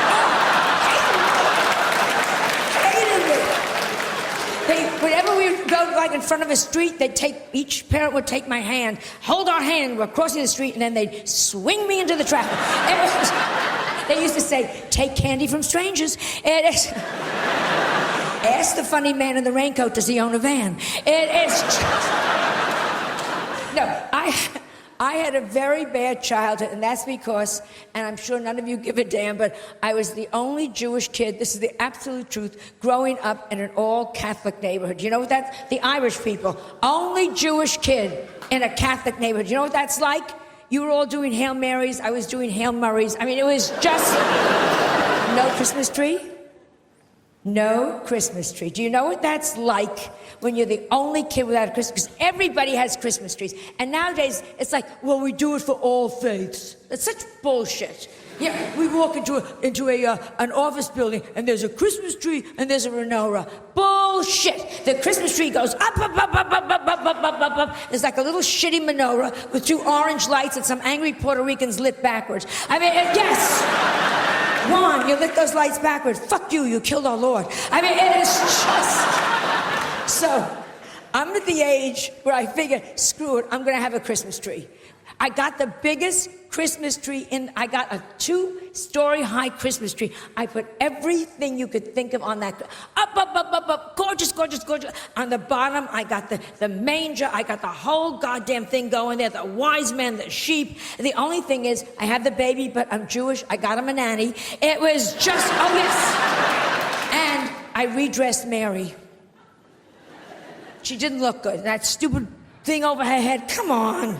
I put her in a Chanel suit, Manolo Blahniks, and a Louis Vuitton pocketbook. You're the mother of God. Look it. It is just... Am I wrong? If she had looked like that, she would have gotten into the inn. Yes. The point is, it's about looks. Mary, she looked good. She would have done better. Mother Teresa... Oh, don't give me, Mother Teresa, if she had looked better, she'd be a saint by now. Was she a bow wow? Yes, did she need electrolysis? Let's talk to each other here. Even lepers were throwing their fingers at her. Here, because it is all about looks. This is my message, Great Britain. This is my message. Looks count. Education, looks count. I have no sex appeal, and it has screwed me up for life. Peeping Toms look in my window, pull down the shade. You have no idea. My gynecologist examines me by telephone. It is just... So I came to Britain in the early 80s. We were refugees long before it became fashionable. But my favourite immigrants are Polish people because they've properly confused old-fashioned racists. Have you seen them? They don't know what to do. What do we do? What do we say? They're immigrants, but they're white. I had this one bloke go, bloody Poles coming over here with their work ethic.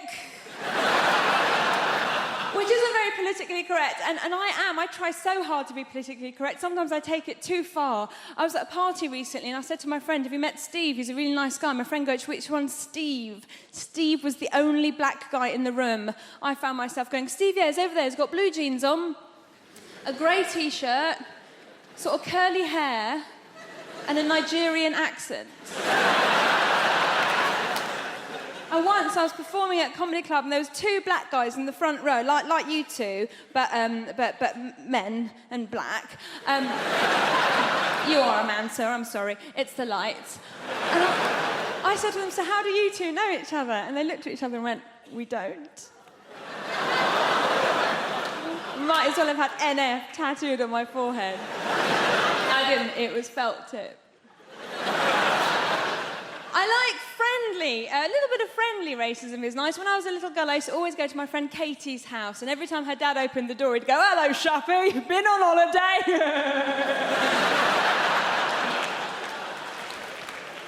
So, I have a little boy, I have a baby boy, I'm a mum, and I'm looking at you, some of you are so young, I could be your mummy if I lived somewhere rural. Like a lot of women, I got to my 30s and I thought, I've got to have a baby now. Well, my mum's still young enough to look after it for me. And I went to all the antenatal classes, and this woman came up to me, one of the other mums goes, oh, how are you planning on losing your baby weight? And I was like, well, I was just thinking of having the child. And she was like, oh, I'm going to be a yummy mummy. I'm going to lose all my yummy mummy. That's just like a middle-class way of saying MILF. I was so happy when I found out that I was pregnant. And we had a scan and we knew that it was a boy. And people said to me, why did you find out the sex of your baby? Didn't you want a surprise? Well, it's going to be a boy or a girl, do you know what I mean? The only surprise would have been if it was a puppy. And there are no puppies in my family. There's one goat, it's not a blood relation. Thank goodness I have a child now. It was no fun being a broody Iranian woman. Every time I said to people, my body clock's ticking, they'd hit the ground.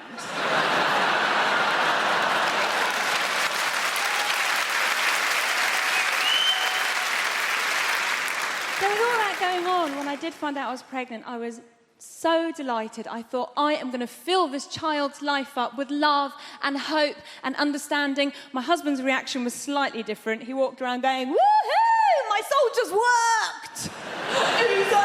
Easy. It's not his.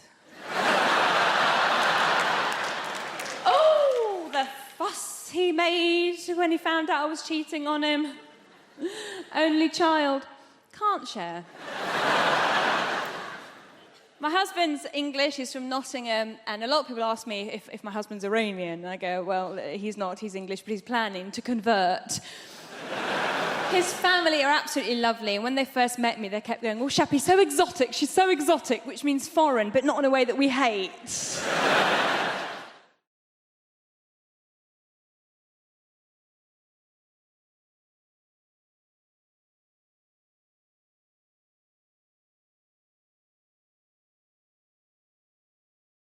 I'm freaking out. So the head hangs there for about 10, 12 minutes. Finally, the midwife says, it's almost here. It's time. If your wife gives one more push, he'll arrive. So my wife went, yeah. Baby went,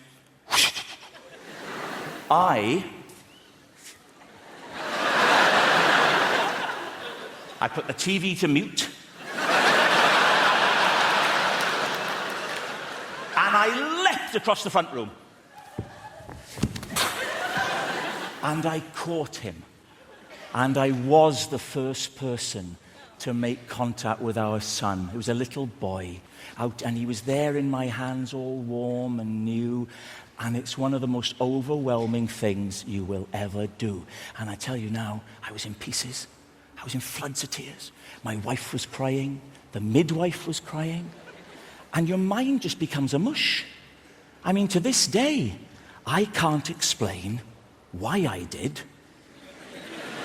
what I did, next. It was so emotional. Maybe it's because I'm Welsh, I don't know. But I went...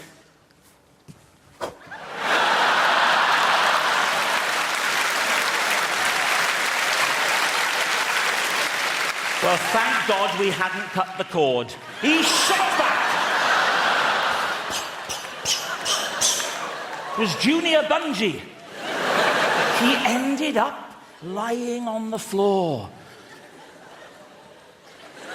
with all this umbilical cord snaking around the room back to his mother, yards of it. I thought, what the hell do we do now? I needn't have worried. Calm as a cucumber, the midwife walked over to my wife. She put her left foot on my wife's right foot and pressed hard. And just like a hoover, the cord went... And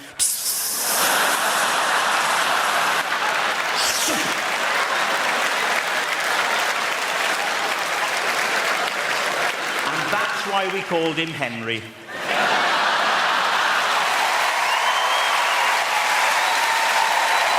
People ask me, they say, Chris, what is it like trying to raise a child when you can't see the child? It's ups and downs, you know, ups and downs. You just got to go with the flow. Can't prepare yourself, you know. She's 3.5 now. When she was 2.5, if you haven't got kids, by the way, as soon as they get to 2, they're adorable. They just start asking questions. They want to know what everything is. You are their source of information. They want to absorb the world. My daughter, she's 2.5. She's in the bath. I'm knelt there. I'm bathing her. She's like, what's this, Daddy? What's this, Daddy? Oh, bloody no, do I? Give it here. Just... You might be 2.5, but you know way more than Daddy at this point, sweetheart. She goes, what's this, Daddy? Ice cream? I was like, ice cream? Big handful of shit, wasn't it? Massive. Not like a little pebble, not like a little arse sweetness. Where did that cut? An impressive quantity for an adult male. I wasn't entirely sure the dog hadn't jumped in and done it when my back was turned, and she just scooped it out. She just slapped it in there in one go.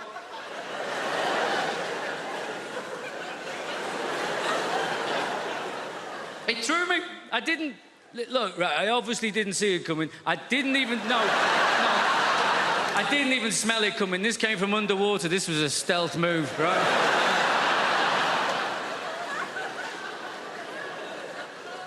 And I'm not entirely sure exactly what happened.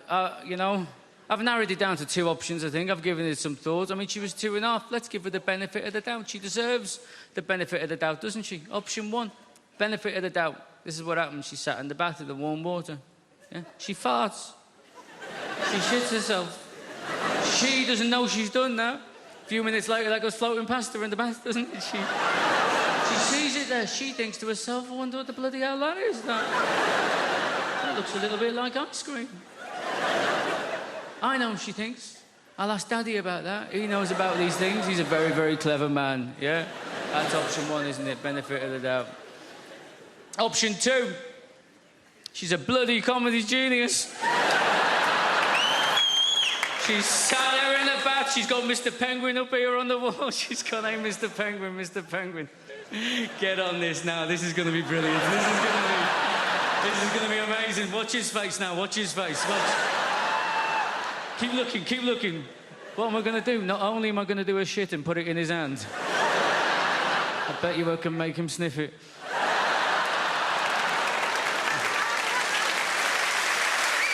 Ice cream, Daddy? Ice cream, huh?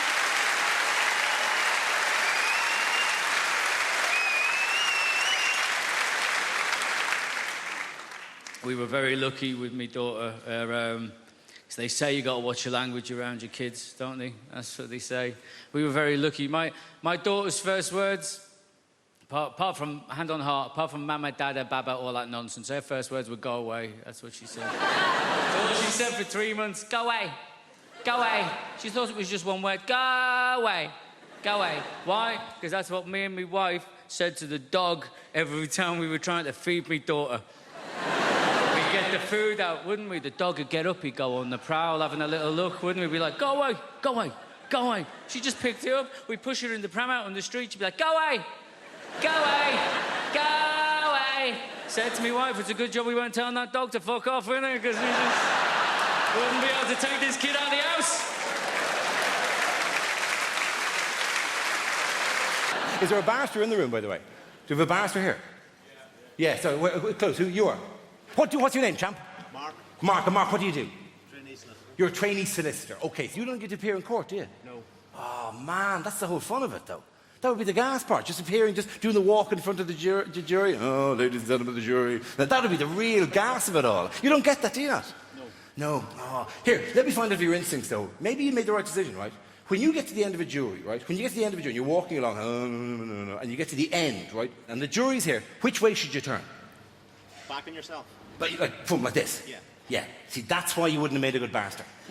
Just that moment there, right? If you're ever in a court, right, and you're ever representing yourself, walking along and blah, blah, blah, blah, blah, blah, blah, your instinct will be to go blah, blah, blah, end of the thing, just go blah, blah, blah, blah, blah, blah, blah, blah, blah, blah. Wrong.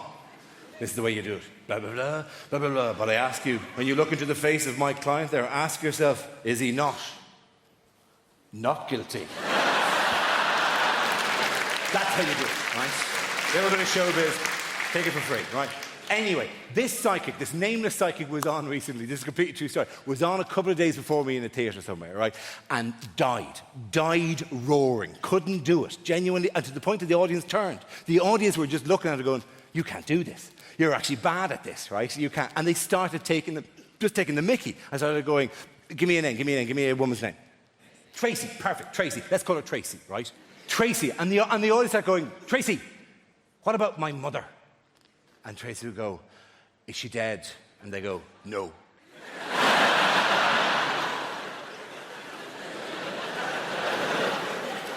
And another voice went, Tracy, what about my sister? And one goes, is she dead? And we go, no. And eventually someone goes, Tracy, what about my father? And she goes, is he dead? And the voice goes, yeah. And he went, oh, Ace, no. Something is coming through. Something is coming through. And the voice goes, no, he's here. Sorry.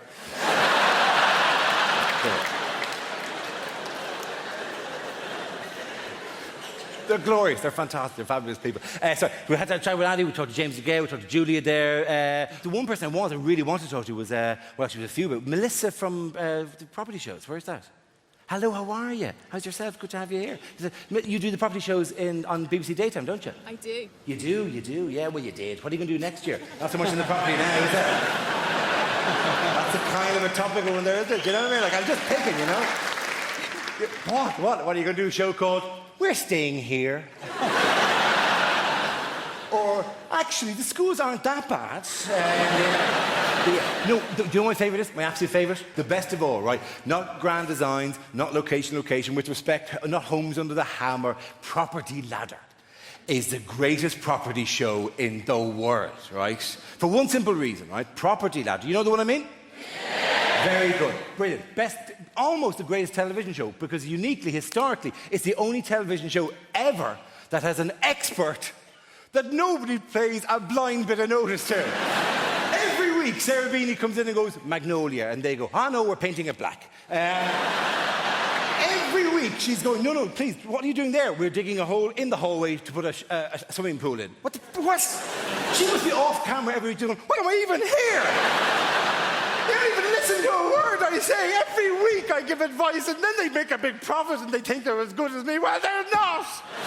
And she's in, she's out, she's in, she's out. It's a continuity disaster area. It really is, yeah? I'm not saying anything against her being pregnant, but it does kind of give away how long it takes these people to do a bit of basic plumbing, you know what I mean? In the time it's taken them to plaster the back bedroom that she'd been in, she had 4 kids in the time it's taken them to do that. Just stick her in a poncho in episode 1 and be done with it, right?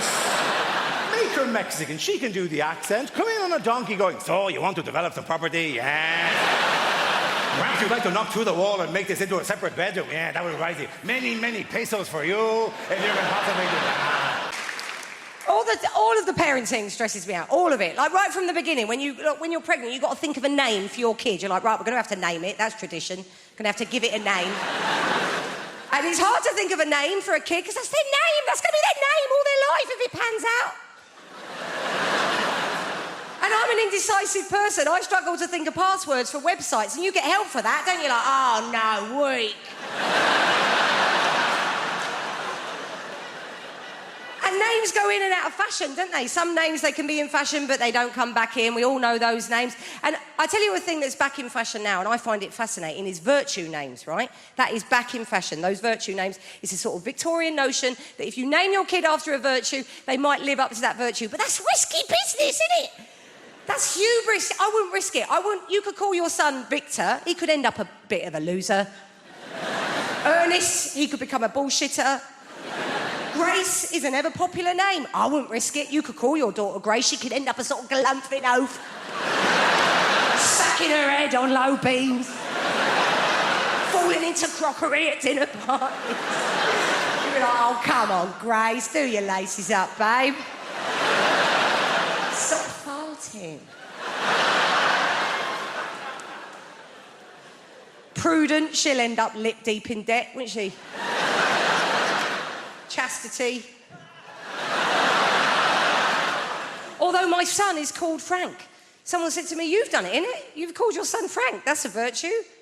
To be honest, to be above board, to be trustworthy. I was like, oh, shit, never thought of that. Could end up an estate agent now, isn't he? He's funny, Frank. I think he's funny. I would say that, wouldn't I? Because I'm his mum. He's not funny. My child's funny. Tell a joke. Look at 774 pictures of my child.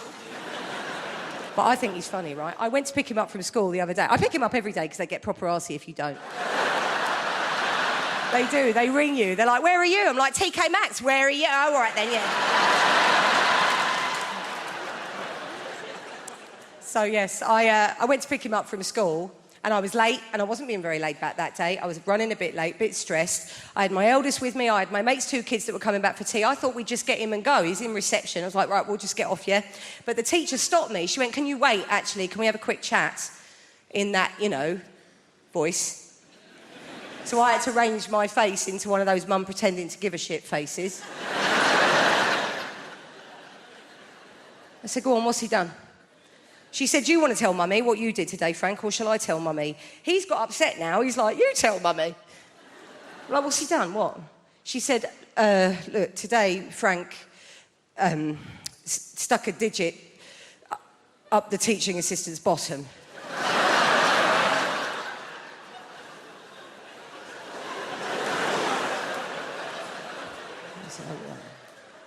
That's not ideal, is it?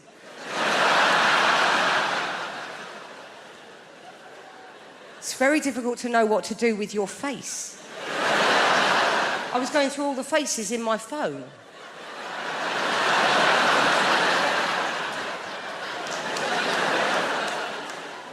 She said, we've talked about bodies, haven't we, Frank? And areas of bodies that we respect. I thought now would be a really bad time to go, this is awful. I mean, this is a finger up the TA's... I mean, this is now they're teaching numeracy in primary education now. It's not like, oh, if Frank's got one finger up the TA's arse, how many fingers are still on the outside? You know, when I found out that I was going to do this gig, I immediately put together a message and I pinged it out on our family WhatsApp group to my husband and my children. Because that is the kind of rock and roll comic I am.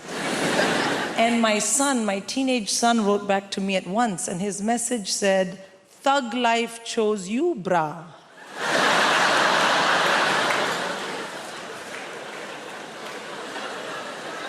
And I was like, oh shit, my child has joined a gang. I mean, what kind of language is this? Thug and bra. It had 2 R's, but he's a terrible speller. And I was like, oh no. And the other thing is I thought, this message is not for me. This idiot has sent me a message by mistake, which is for a gang member. What if the next message is something much worse? And that really bothered me because, well, this was my moment. I am going to Apollo. Like, if I'm going to find out you're a criminal, can we do it next month? So I wrote back to him in all caps, because as a good Indian mother, I mainly shout at my children. I wrote back, this is your mom. And he wrote back, I know, gigging like a boss. Thank you. A boss. Yeah, B-A-W-S-E, boss. And also, please do remember as you listen to the rest of my set this evening that I didn't choose it, but the thug life chose me. That's right. So I have kids. Of course, you love your kids, and it's difficult to raise them. Small kids are very easy, I find. The biggest downside of having a very small child is they are very boring. Yeah, they want to show you they love you by talking to you all the time, but everything they know, you already know.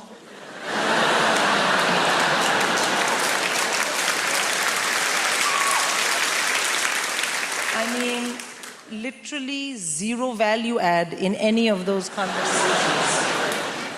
But you do it anyway because they're your kids, you know? And you know what people say, small kids, small problems, big kids, bigger problems. And the reason is that as your kids get older, you have to discipline them properly. And I find this very stressful because I'm born and raised in India. So what I consider robust, healthy, high-quality parental discipline is frowned upon in this part of the world. That's not true. It's illegal. I know because I have checked. And I want to have really well-behaved kids, but that is no use to me if I am in jail. So I have to learn what you guys do here. And the big thing here is teach your kids about action and consequence using a multitude of techniques. So you have something called star chart. You know what star chart is?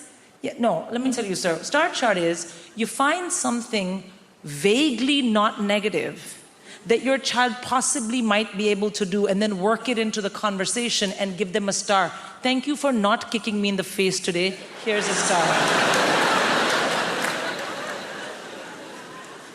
And then the other one, action and consequence, naughty step.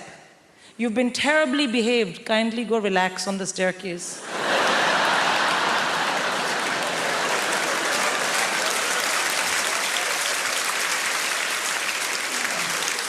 I'm married to a comedian. Did you know John Richardson? Oh, yeah. Oh, you know he is. Do you know, because I'm going on tour, my management company, they took a Facebook advert out and someone said, don't read the comments. So I did. There was just one that bothered me. And this guy had put, without trying to be too crude, how many has she had to get the career she's got?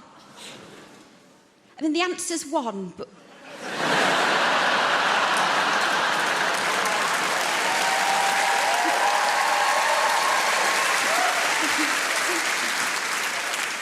It's weird to applause that, isn't it? It's only weird for my granddad who's watching. That's not weird. You've made that weird for an 87-year-old.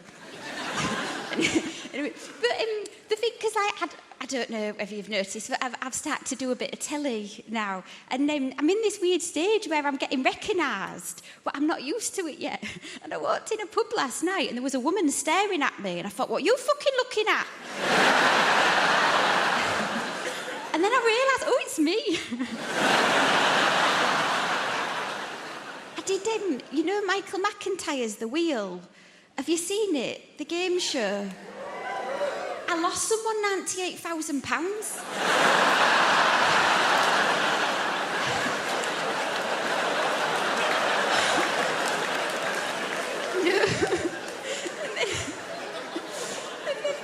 If you've seen the show, you know they go back down in the ground. When he went down, he turned to me and said, "I've had a lovely day, thank you." That would have slapped me. We're both vegan now. I'm a vegan that likes steak for the iron, and John's a vegan when he's interviewed on TV.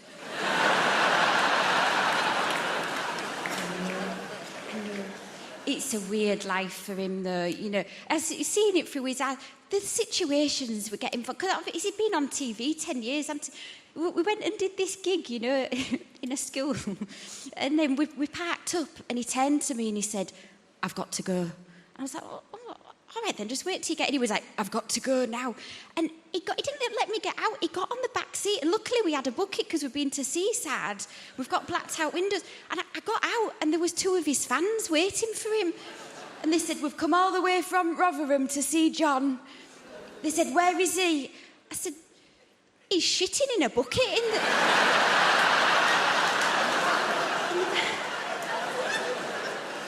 back of the car." And they said at the same time, "We'll wait." But we're both vegan. And then when we go out for a nice meal, I'll order the steak for the iron. And he'll order butternut squash. And then he'll be looking at my steak and he's not listening to what I'm saying. And so what I do right at the end, I go, "Oh, I can't eat that last bit. Oh, what a waste," like that. And then we just swap the plates round and it's all in silence. And he eats this bit of steak and the look on his face after he's eaten it is like, you know those Facebook adverts that go viral of the deaf baby when it gets a hearing aid?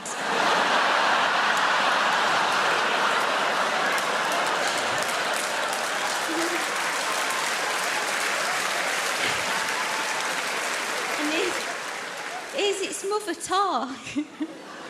That's what it's like. People ask me all the time, "So, Rich, how did you end up becoming a comedian?" And I always say, "Why do you say end up, like I made a mistake?" It's kind of a polite conversation you have with a tramp. "So, fella, how'd you end up in a skip?" It's the most fantastic job in the world, right? You make people laugh, you, fella, with all that stress on your face. Look at you, sit in the front row trying to get the jokes before anyone else. How desperate are you for comedy, my friend? Well, you people, bricks, but... Oh, I'm sorry. What? I wasn't expecting a response. Do you work? I'm a student. A student, all right. No more questions, Your Honor. It's very easy. No heavy lifting. Yeah? Why don't you think about being a comedian? What are you studying? History. History. That goes back a long time, doesn't it? Why don't you try American history? A couple hundred years. Boom, you're done. Listen, here's the thing, all right? You just say intelligent things stupidly. That's all there is to being a comedian. Or maybe it's stupid things intelligently. It's not rocket surgery. I'll tell you that right now. That's what I get asked all the time. "So I bet you were the class clown. Were you the class clown?" Screw you. Why would you suggest I took a childhood disorder and turned it into a career, you prick?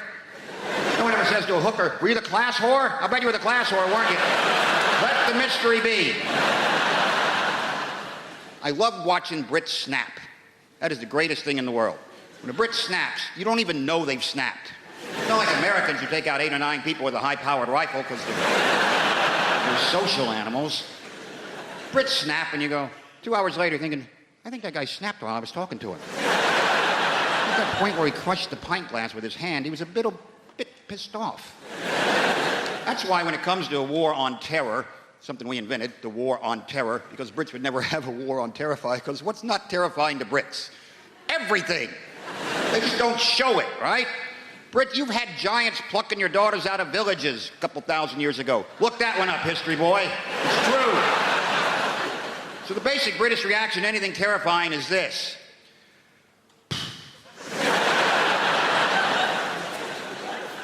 How much is this going to cost? You can't really terrify. That's why I'm pretty sure the war, the whole terrorism thing, I think the terrorists have just kind of given up on Britain, because what can they possibly do, right? Listen, I would never compare the scopes of tragedy of, say, the World Trade Center to the bombs that blew up in London, but the reaction is completely different, right? America still has this entire culture of fear about terrorism. It's basically manifests itself by terror alerts being scrolled across the bottom of the TV screen by color. No explanation whatsoever. Just today's terror alert is orange. Now back to our show. What the hell was that? What does that mean? Orange, that's hunting accidents, roadworks, right? That's not good. It means be very, very aware of terror. So dwell on it now and then. Whereas in Britain, they blow up the buses in London. Next day, people are back at the bus stop waiting for the bus, right? And complaining about it because they're Brits. Bus is late. What do you mean it's late? The one yesterday blew up. Yeah, well, that was yesterday. Today's today. I live in the present and the bus is late. That's why when you watch a Brit snap, right, you got to get really close to them. They'll pick a high street and just corkscrew for a while. That's...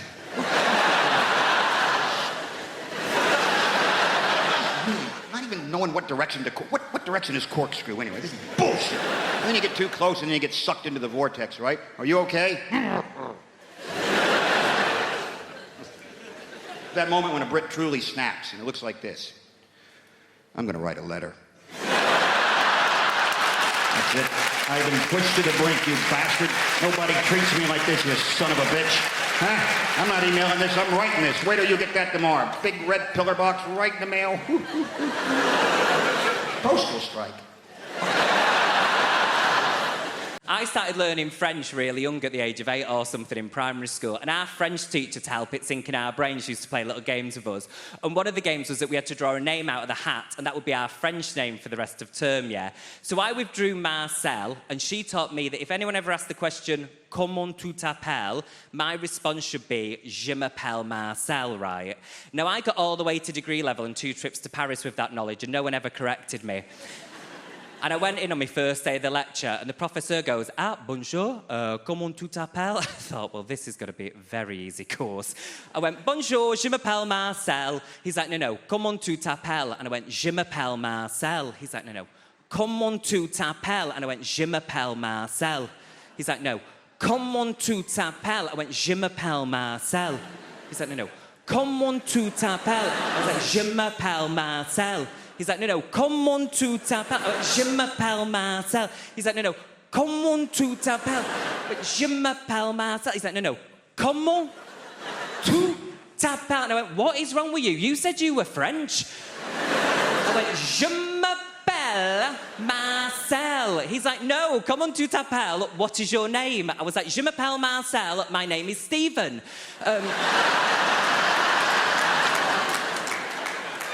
Educated. And as part of our course, yeah, we had to do a year abroad. Hold on. Gap year.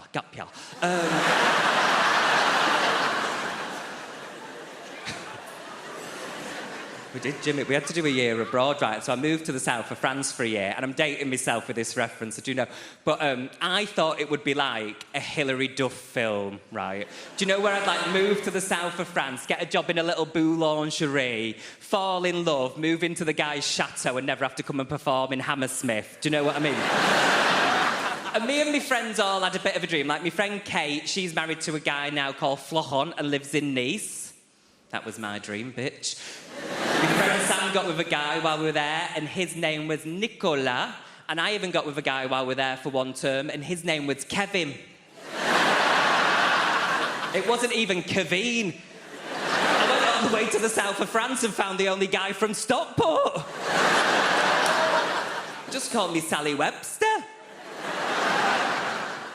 And the thing I hated the most about doing that year abroad was I don't like flying. Give me a cheer if you like flying. Give me a cheer if you don't like it. Yeah, all the ones sat in the sky.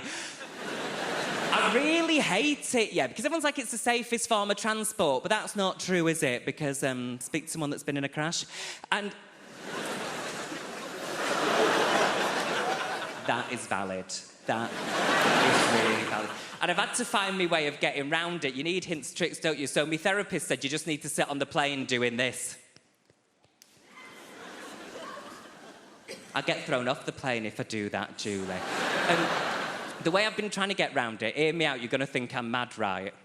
Do you know sometimes when you look at someone and you think, like Aaron, I look at you and I go, you would never die in a plane crash. You've got that kind of face, you know, it's like, you're not going to go that way. Whereas some people, they've got that face where it's like, have you already been in one? And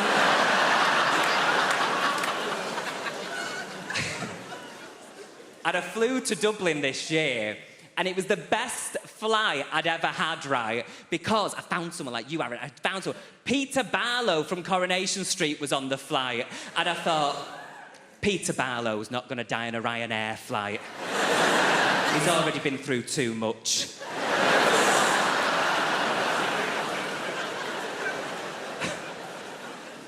To be honest with you, I'm bisexual, but during lockdown, I'll admit, I was strategically gay. I think that was the only way to go. When dating became such that you had to meet strangers in parks, and also you had to believe the other person when they said they washed their hands. I'm not doing that with men. I also think that ultimately, if you are bi, I don't really know why anybody would be choosing men. Yeah, no offense, it's just that we smell better and you're violent. So...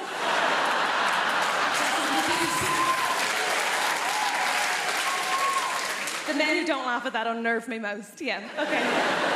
Good lad, join in. Okay. There are good things about being broken up with. I think one of my favourite things is that I had to get my house sorted, so I got a bunch of DIY done. I think DIY is amazing. DIY, in particular, there's one silver lining, and that is that DIY reminded me of something I had long forgotten the point of, which is, of course, men. You're amazing, aren't you? Specifically, I'm a fan of a subgenre of men. They're called handymen. Do we know these guys? Oh my God, they're wizards. I love them. They do magic. I adore them. You're not sold. That's okay. I had one lad in one day, had a bunch of photos and art on the floor, left, came back, on the wall. Oh, I'm sorry, these guys are defying gravity and you're not impressed by that? Incredible. I'm obsessed with them. I love them. I also had one day where I had 2 men in, I know, very exciting, and I had a bookcase, right, that needed bolting to the wall. I said, can you bolt that to the wall? They said, yeah, of course we can. I said, cool. Just so you know, even if you bolt it to the wall, the floor is uneven, so it will wobble. They said, no, don't worry about that, sure, we'll just get some extra wood and pop it under it. What? I said, don't worry about that, sure, we'll just get some MDF and pop it under it. What is this witchcraft? Here's the thing, Apollo. They did. I was like, I will suck you both off. Obviously, I had to think about it afterwards because head was my first reaction, only my first reaction, I think a normal one. My second one was, of course, to wonder how I am a woman in her 30s who doesn't know how to do any DIY. And I think the obvious answer there is that men are keeping it a secret to remain relevant.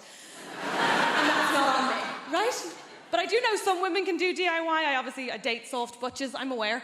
But genuinely, I mainly know because a woman came to my house from British Gas, very modern, and she fixed my boiler, right? And after she was done, she said, okay, that's all done, all sorted. Just before it works, you will need to bleed the radiators. I said, what? She said, oh, for that to work, you're just going to need to bleed the radiators. I said, the butch one left. What are you saying? Sorry? Can't really hear you behind all of my hair. What's happening? She goes, do you want me to show you how to do that? I said, is that allowed? Women in the room, look at me. Come here to me now, focus, right? Did you know that that is just turning a key and waiting for liquid? It is basic hand job stuff, and no one will tell you.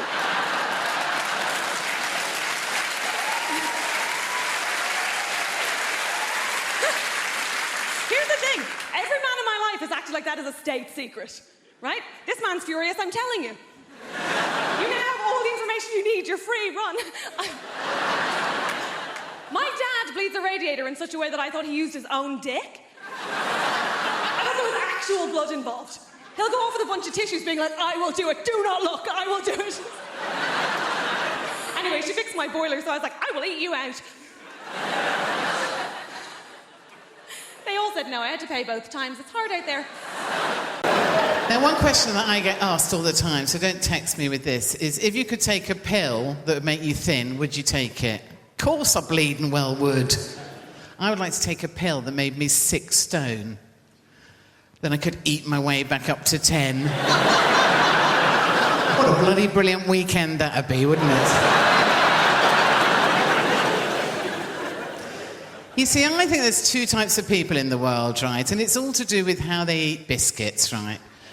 Because the first type of person makes a cup of tea, gets a plate out,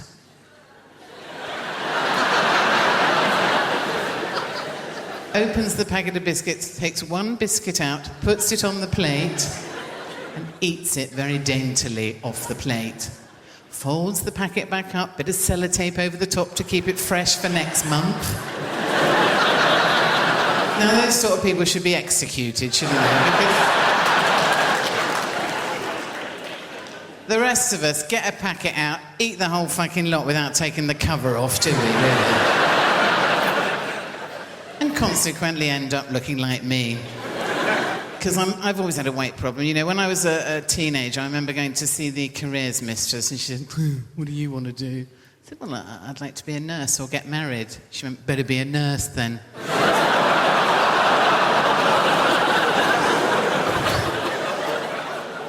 When I was actually a teenager, I wasn't frightened of teenage boys, but I'm terrified of them now. They're a scary bunch, aren't they? And, you know, I actually have teenage nephews, and one of them always has a sign on his door saying, keep out, like you're going in there without a flamethrower. Lend me my crampons, dear. I'm just popping in to tackle Tissue Mountain.